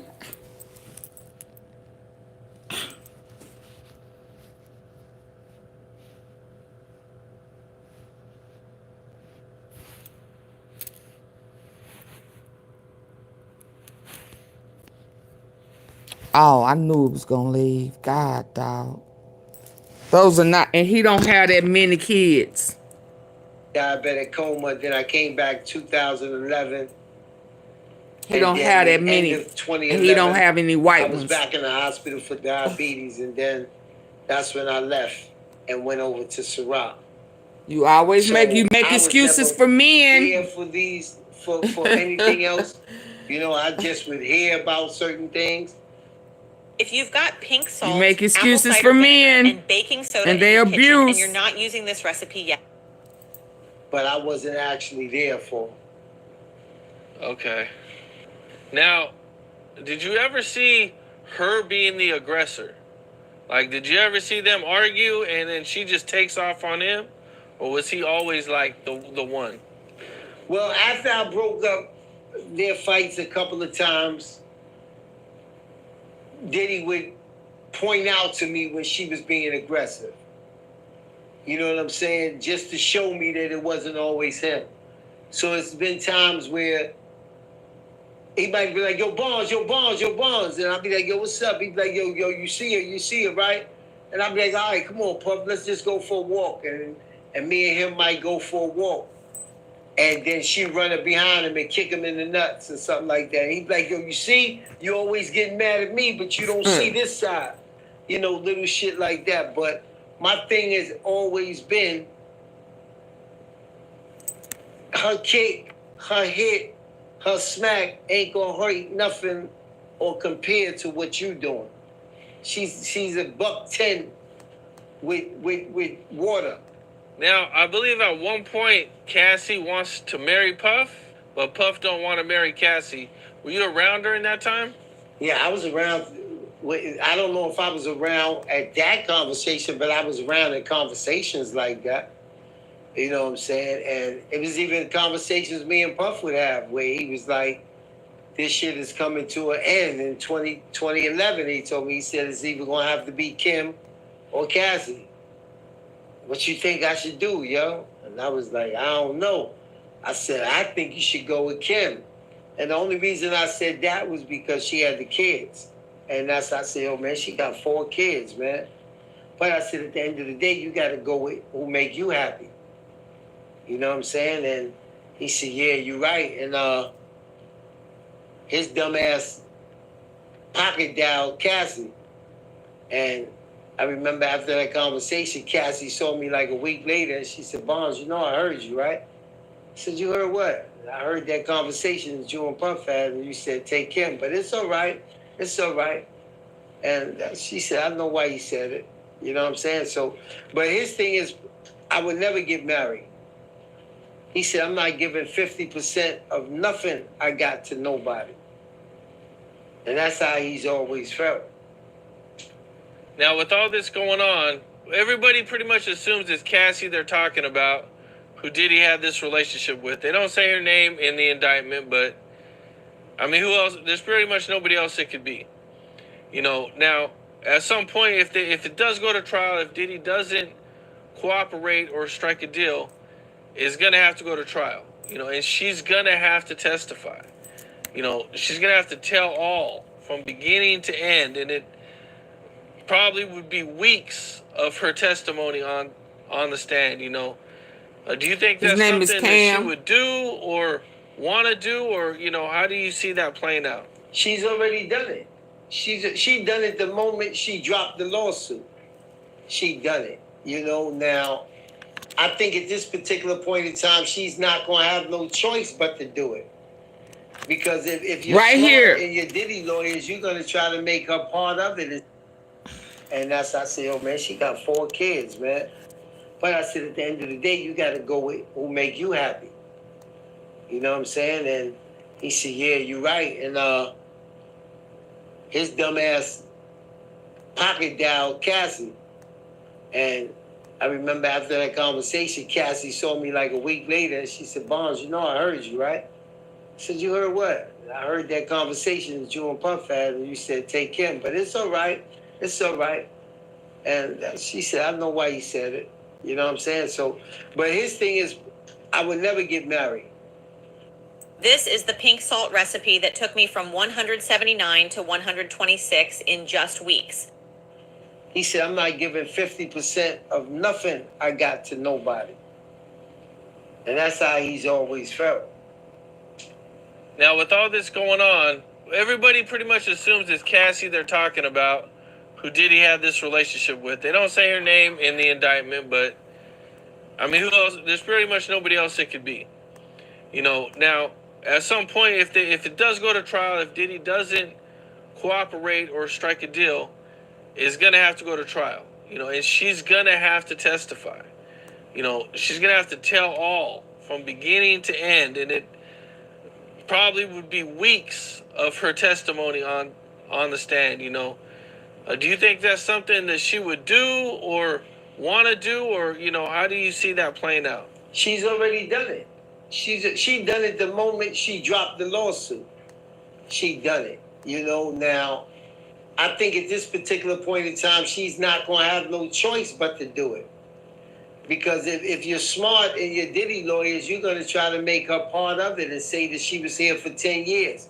Why did she do this? Why did she do that? So I think the only way that she could get around it is by testifying. Without a doubt. With a big trial like this, I mean, this would be probably the biggest trial since OJ. And would probably even be bigger than OJ. Exactly. You know, knowing Puff and all the things the people are going to be saying about him on the stand, you know, which I don't think any human would want to, their family, their friends, everybody he loves, they're going to hear all these stories on the stand, not on the internet, where the internet don't have no credibility, but they're going to hear it on the stand where it's extremely credible. You know, how do you think that is going to play out with Diddy? And, you know, do you think he'll try to avoid a trial at any cost? I think when he sees the serious nature of this, the serious nature. Well, we know they did this a long time ago then. I definitely think that he would try to avoid a trial. But it's all about whether the prosecutor even comes with a deal. He turned it down. Deal? I think that's going to play a part of it. He's 54 years old. Anything over 10 years is life-shattering. But it all depends on whether you care about just yourself at this particular time, or if you care about what your kids are going to go through with that question that you just asked. You know what I'm saying? Or if you feel like my kids is going to be straight regardless because I've planned for my kids to be okay. And if I was him, I would go off in the sunset somewhere and enjoy my money. And that would never happen. In the limelight anymore. We see what the limelight costs you. You know what I mean? He didn't settle with Cassie when he should have. Next to him. And he should have took the plea. Speak up for him. And he didn't. Anybody in these celebrity rooms or in that stature say, I got your back. So when those type of situations happen, then other thoughts are able to creep in your mind. Like that, oh, they don't give a fuck about me. Oh, they was part of this with me. So it all depends on what his lawyers are. They were part of that with me. And what he really feels deep inside. It's going to be one nasty trial if it goes to trial, that's for sure. Cassie on the stand telling all, oof. Yeah, that, man. You got to remember, that's just one facet of this trial. Right. You know what I'm saying? That's just one facet. You got so many other different witnesses. This is a person that ran a Fortune 500 company. And you have a lot of people that are Fortune 500 employees. Oh, yeah? That went to Yale, that went to Harvard, Harvard, wish he would have paid Howard, that went to, prestigious schools and thought that this was an ideal job, a great job, who found themselves listening to what their quote-unquote boss said to do. Emergencies can strike at any time. That's why it's crucial to be prepared. Their quote-unquote boss said to do. Transferring money that their boss said to transfer. Doing these different type of things that they thought was all okay and all right. That the feds are going to bring out and say, no, it wasn't okay. It wasn't all right. It was to cover for this. It was to do this, that, and the other. And so there's going to be quite some people because they didn't sign up for that. So in reality, when it comes at them and the feds say, yo, you got possible to do some time. But I think I missed it because he said, I must have missed it, that he had a feds and police on his payroll. And maybe he about to talk about it. Let me see. I guarantee they're going to talk to him because they didn't sign up for this. So it is so to take a plea would be in his best interest if you're not going to work with them. In the initial lawsuit that Cassie filed, she mentions a situation with Suge. And I believe you were around during that time. Can you take me through what happened? I was around during that time, but I was off that day. But I was around, you know what I'm saying? And I came to work. I think I flew into LA the next day. And they told me what happened. Yo, we seen Suge last night. So what happened? Yo, we was at Mel's Diner. That's the name of it. That's about 5 minutes from Puff House. That's on Sunset. And they said we was going to get Puff some burgers.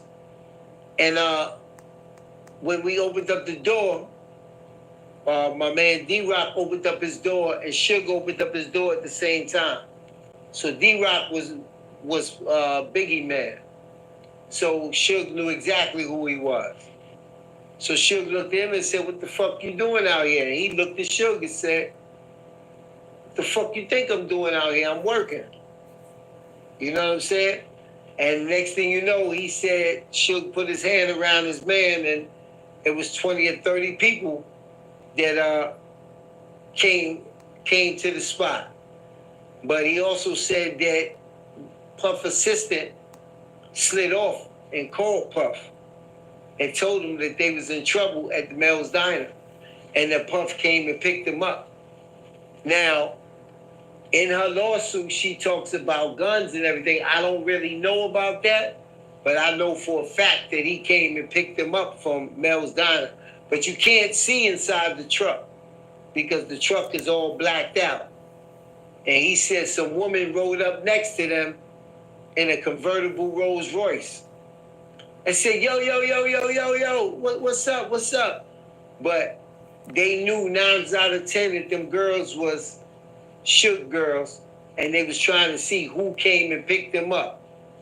And if it was Puff picking them up, it would have been a problem. But I was actually off. I came to work the next day, and they told me the story. Did Diddy and Suge have a conversation that night? Not at all. Not at all. The only conversation, like Suge was the type of person that would just pop up. It was like he knew everybody and knew everything. So he would pop up at the BMI Awards. He would pop up everywhere. You know, that was his thing, popping up, letting it be known that he could see you. Whether it was the Beverly Hills Hotel at dinner, whether it was the BMI Awards, or whether it was just something going on, he always popped up. He had his ear to the streets. So it was always people that would call him and tell him, you know, where Diddy was at, you know? Well, I guess there was a situation where, you know, Puff kind of ran up on Suge, and Suge was like, nah, everything, that shit's old or something. Well, I wouldn't say he ran up on him. We was at the Beverly Hills Hotel. And I was sitting outside in the car with my earpiece on, and my man was inside with Puff. And I seen Suge pull up, and I told him, I said, yo, big man about to come in. Hey, Joanne. Because everybody ate there. That's a known restaurant inside the Beverly Hills Hotel. So everybody ate there. So Suge came in, and I told my man through the microphone, yo, he coming in right now. So when Puff seen him come in the restaurant, Puff walked over there and said, yo, what's up? He said, what's up? And Puff did stand his ground. He said, yo, we ain't got no problem, right? He said, nah, we don't have no problems. He said, so why I keep hearing you saying we got a problem? Or why somebody calling me saying we got a problem? Or I think, if I'm not mistaken, Suge did an interview or something like that. And he said, yo, he just told him, he said, regardless of what go on, or regardless of what you say. Yes, this is why I switched to injection-free weight loss. I was eating healthy, working out every day. Regardless of what you say, when we leave each other, we know that we both was here and that we don't have a problem. And Suge told him something like, yo, I was looking for you because, you know, I'm putting together this football team, and, you know, we want y'all to be a part of it as far as endorsing it. And he was like, let me get your number. And Puff was like, nah, I'm not going to give you my number, but I'm going to give you the office number. And he gave Suge the office number. And he said, call there. And then we'll talk to somebody at the office about it, and then they'll get back to me. See, people got the misconception that Suge and Puff always was enemies. They wasn't always enemies. They was friends at one time. Facts. You know what I'm saying? Actually, real friends. So, you know, even now I listen to Suge say different things, but he always says, I don't wish that on nobody. I don't wish them to be in jail. I don't wish that on the other. So it was a love and hate relationship that got out of hand and went too far. Well, now that we know how dirty Diddy is, I can he had see anything to do with Tupac why murder. And to I can answer see all that of that. question, I would say no. Simply because in a funny way, he idolized Tupac.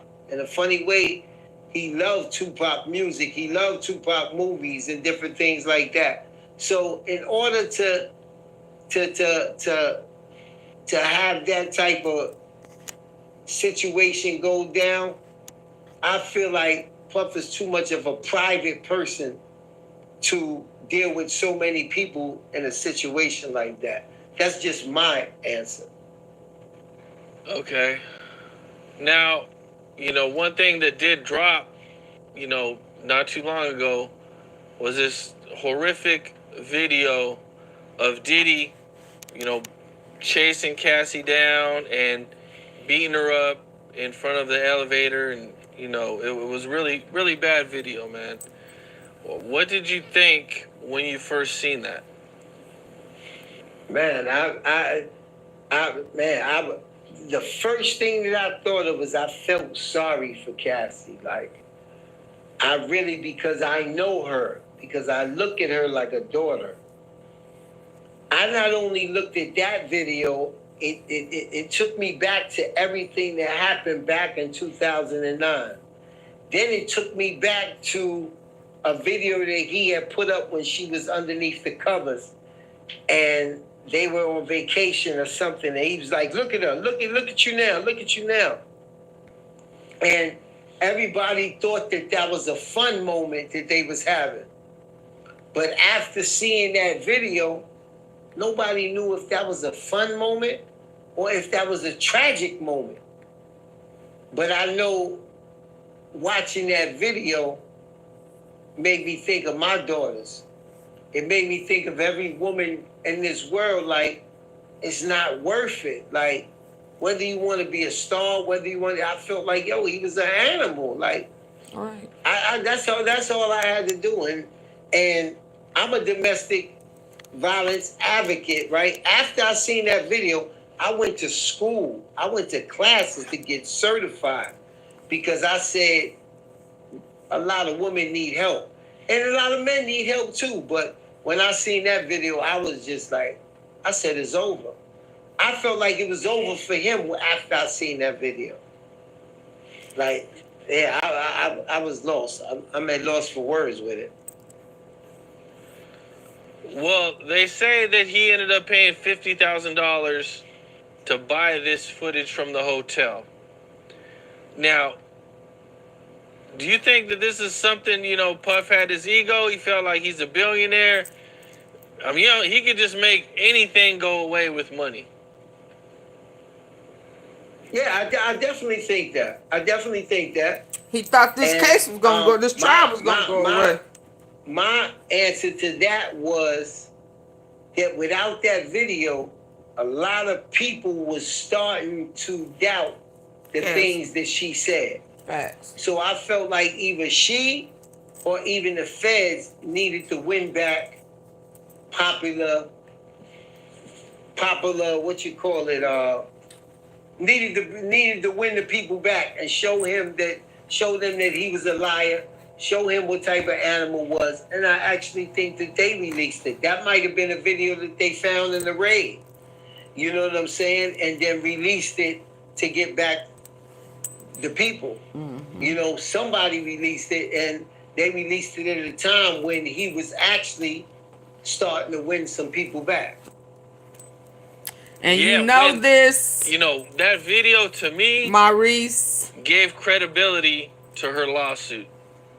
Of course. I mean, that's kind of what I took from that video. Like, okay, this is, okay.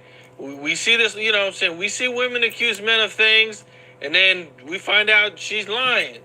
You know, so, you know, from the outside looking in, you know, you're kind of trying not to just judge the situation based on your emotions. But she had already had the lawsuit. She had already been paid. Women getting beat up, you know, most men are, you know, very upset and mad, you know, but when you see this video, it's like, okay, wow, okay, this because it's one thing to hear about it, and it's another thing to see it. Exactly. So you can't. But she already had the money. We just didn't know it. Everything you say is down the drain. They had already settled. So his credibility went down the drain. He made a lawsuit stronger, and I feel that that's when the Fed said, "Okay, we're going to change this because that's something visual." Now we've heard, you know, rumors of these freak-offs being videotaped. Introducing Hardee's home-style breakfast burritos with cheese. Cause I'm almost out of juice. Come on. And I think I seen or heard you mention that he had a special person that just filmed everything and carried a bag around. No, I never said he had a special person to film everything. I said he had his assistants carry his personal bags around. And when I was there, he had an assistant named Tommy that would carry his Louis Vuitton bag around. And back in those days, it was a camcorder. So it was one of them little small hand camcorders with the little tapes. But he didn't actually tape them. His job was just to carry that bag around. But nobody knew what was on them videotapes. Whether it was, because at that time people was videotaping everything. But this was his personal camcorder. And to be honest with you, our mind never went to the point of freak-offs. So we actually thought this was his personal videos that he was doing, you know, whatever the fuck shit he was doing, but we didn't think it was freak-offs and that it was of men and all type of other shit like that. It was just like everybody got their job. And along with his personal stuff was his job to carry. Everybody had their what? Everybody had their what? Their job. Enterprise. Rico, come on. His medication to carry. The only thing we carried as security was the money. You know what I'm saying? So we never even really thought about it until all of this freak-off shit came back. And then it rang in my mind like, oh shit, this must be them tapes that Tommy was carrying at that particular time. Okay, well, he has this bag. How long does he have this bag? You know, how much footage do you think you seen him get, or maybe think that he got during your guys' time working together? I have no idea. You know, that bag was with him every day, just like the regular bag with all his medication and stuff like that. So when he did freak-offs, how he did freak-offs, or what time, or we would never know that. So I can't say how much footage he had in that bag. But that I told y'all yesterday that Cassie was just the bread. They set him up. They set it up. They lined it up so that they, from Friday on, is fin to lay heavy on everything. We know he's forceful. We know he dangles. He blackmails. He forces. A coercion. We know all of that. We got sex slave workers. Yeah, all of that. Enterprise. Workers. Everybody had a job to do. Everybody, including Cassie. She thought she was his girlfriend. She was a worker. So all of this is lining up to hit that racketeering enterprise, crossing state lines with prostitutes, all of that. Okay, I just want y'all to stay woke. He said everybody had a job to do. That bag was around every day for 10 years. That bag was that. Well, I can't say it was every day for 10 because I can't tell what exactly that bag. Here was come the meat and day. potatoes I know this that week. That was a bag that when Tommy had it, he had that bag. If he ain't had that bag, then it was in a safe or it was with Mr. Combs. Do you think Diddy would have been smart enough to get rid of this stuff before the feds raided his house? Listen, with your good ear. He didn't know the feds was going to raid his house, evidently. Or he didn't, like, sometimes it's like you think you're invincible. You have that God syndrome. You think nothing's going to happen. So, or if they raid it, they're going to raid it a certain type of way, and they're not going to come and knock down everything and find tunnels and do this, that, and the other without somebody that he thought would be able to call him. Hello? Y'all listening with y'all good ear? I didn't know where I heard it at. I just knew I heard it. Are y'all listening with y'all good ear? I need for y'all to listen with your good ear. Hey, Monte, move your hair back.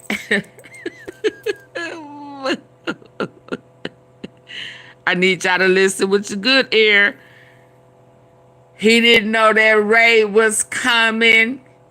Because whoever would normally give him, whoever worked for the feds, who on his payroll, who would have normally told him, gave him the heads up, was not informed.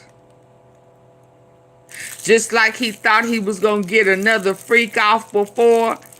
He thought he had a day or two. And they surprised Ted ass. Yeah. Let's go. It was freak offs and that it was men and all type of other shit like that. It was just like everybody got their job. Everybody got their along job. with his personal stuff was his job to carry his medication, to carry, the only thing we carried as security was the money. You know what I'm saying? So we never even really thought about it until all of this freak off shit came back. And then it rang in my mind like, oh shit, this must be them tapes that Tommy was carrying at that particular time.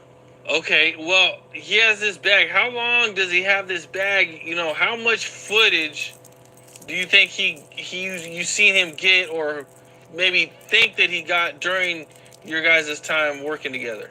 I have no idea. You know, and that bag was with him every day, just like the regular bag with all his medication and stuff like that. So when he did freak offs, how he did freak offs, or what time, or we would never know that. So I can't say how much footage he had in that bag. But that bag was around every day for 10 years. Now that bag was that. Well, I can't say it was every day for saying, because I can't tell what exactly that bag was there every day. I know that was a bag that when Tommy had it, he had that bag. Why is Amazon paying me $63,000 a month? Well, I didn't make this kind of money. When Tommy had it, he had that bag. If he ain't had that bag, then it was in a safe or it was with Mr. Combs. Do you think Diddy would have been smart enough to get rid of this stuff before the feds raided his house?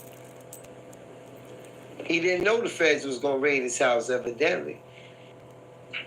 Or he didn't, like, sometimes it's like you think you're invincible. You have that God syndrome. You think nothing's going to happen. So, or if they raid it, they're going to raid it a certain type of way, and they're not going to come and knock down everything and find tunnels and do this, that, and the other without somebody that he thought would be able to call him to give him a heads up. Evidently, they kept this one so hush-hush because they knew that it was somebody that would give him a heads up. These guys didn't even know where they were going. So the feds... I seen that Diddy called you, or you called Diddy? So the feds knew that he had a fed working for him, snitching to him.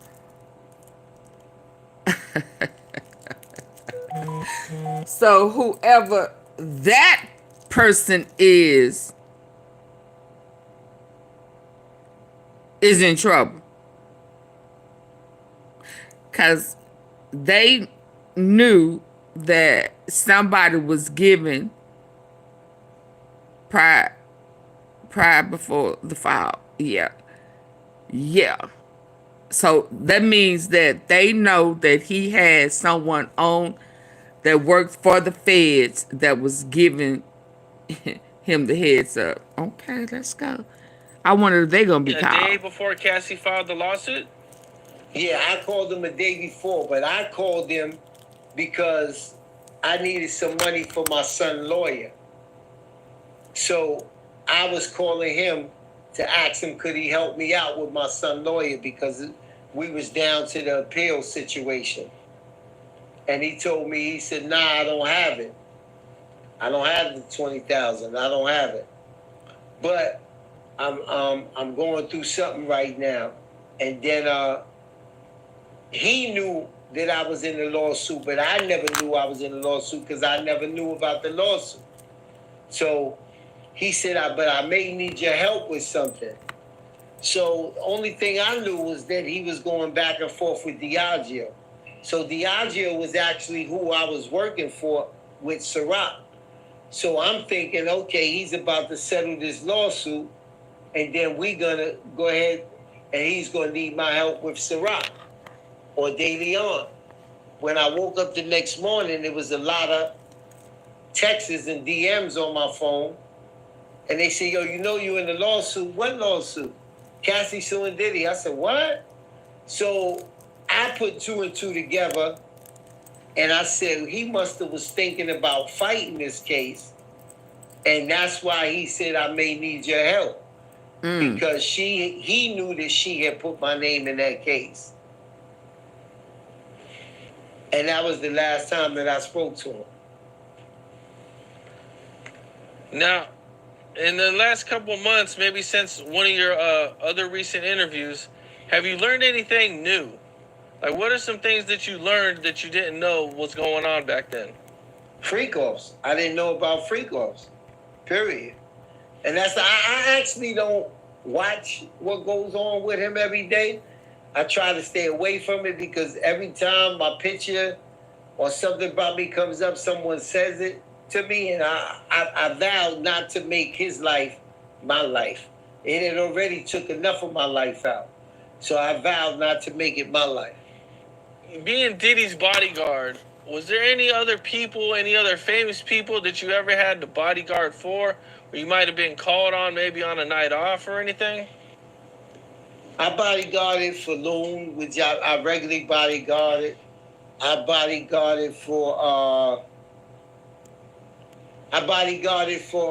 at this particular time, I bodyguarded for D-Mac, which was game manager at the beginning when I first was bodyguarding.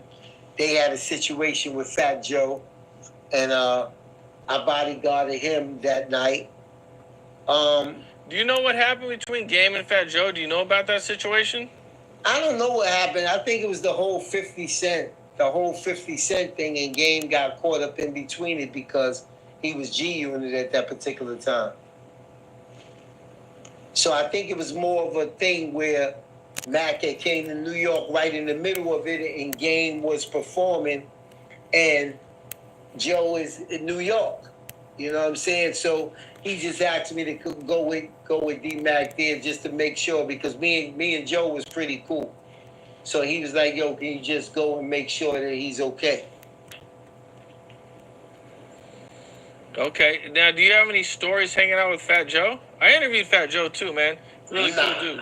Nah, I don't have no stories hanging out with Joe. He always just been a cool dude. Always laughing, always talking, you know, always telling me about his stories, about something that might have happened in his life that's funny. But we never actually hung out. He did, listen, he a bodyguard. Y'all killing me. Y'all killing me. Bodyguards are not 24/7. He has a get off time. So when they have them freak offs, a bodyguard is not needed for freak offs. What do you mean? He spoke earlier about only thing he saw that was suspicious is when he would be leaving his to go home, and he see a Ricky Suave type dude coming up while he leaving. But they're not 24/7.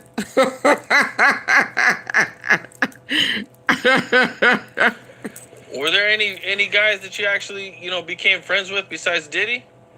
Any celebs? Nah, I never really was on that. To me, it's like, I'm cool with everybody, but we're not friends. Me and French is cool.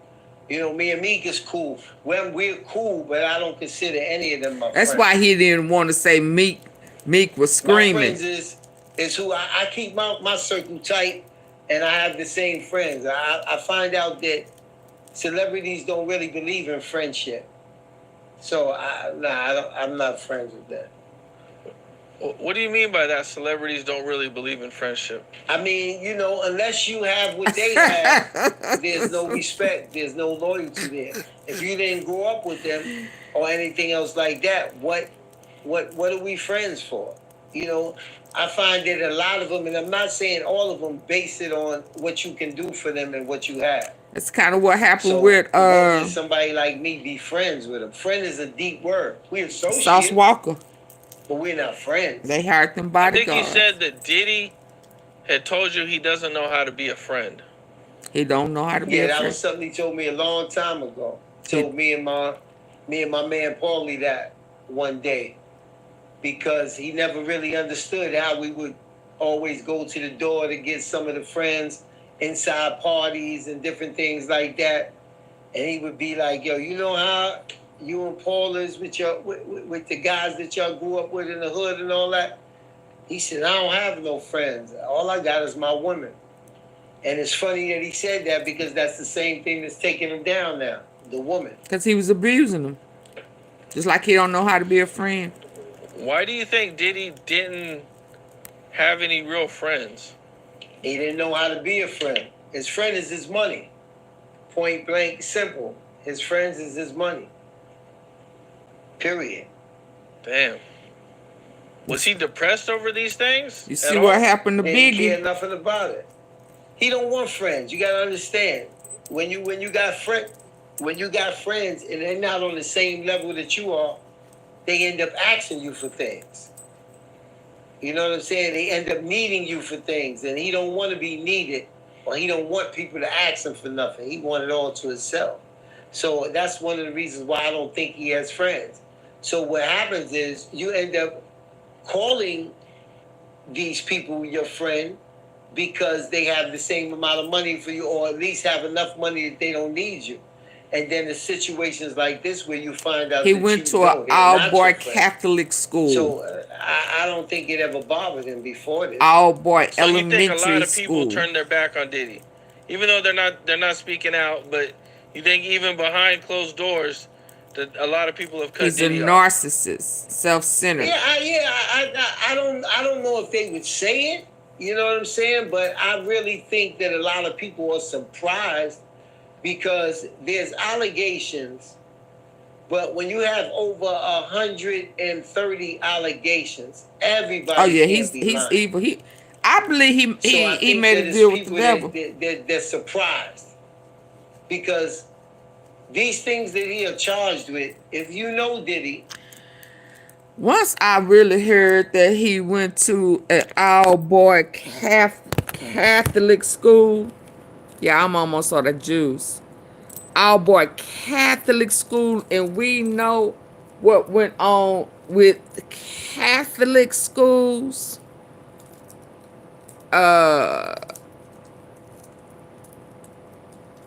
Catholic, that paints a whole nother picture, a whole nother illness, a whole nother dislike. And then for him to have these demonic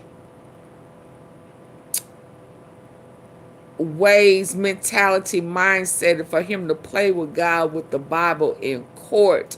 I mean, I wonder how does that tie into his Illuminati, Bulu, whatever that, Bulu, what they call it, bully stuff.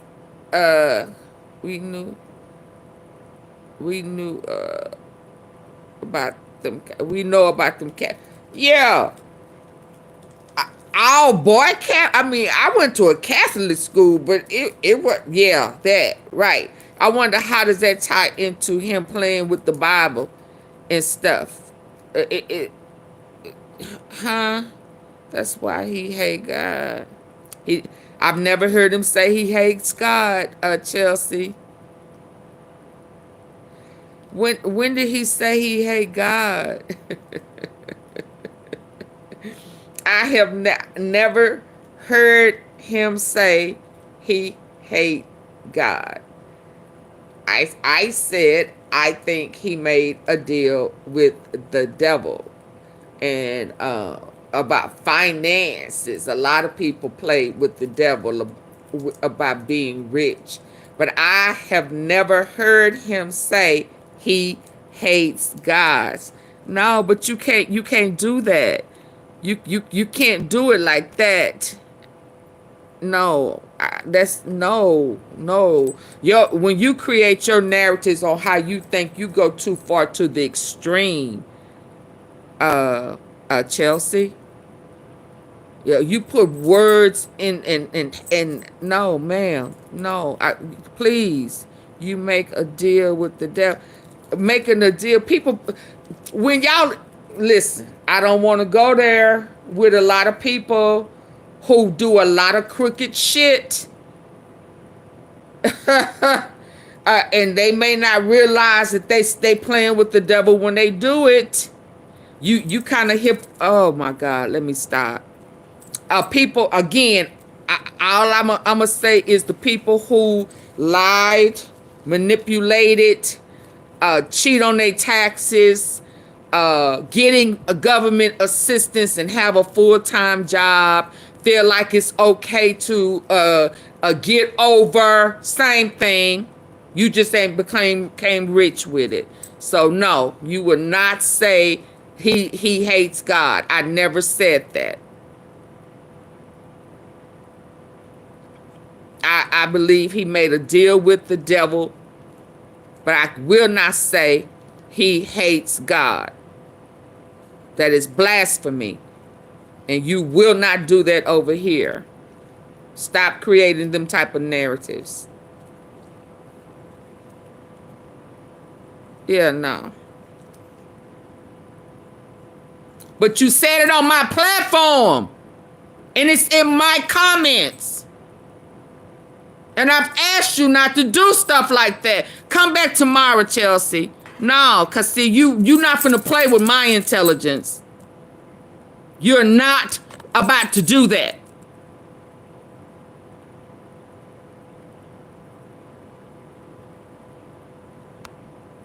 Come back to another day.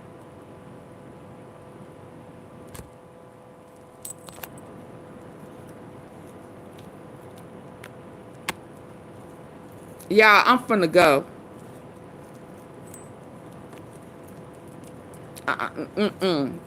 You don't bring somebody else's narratives over here. We've had this conversation before. Do not bring someone else's narrative over here.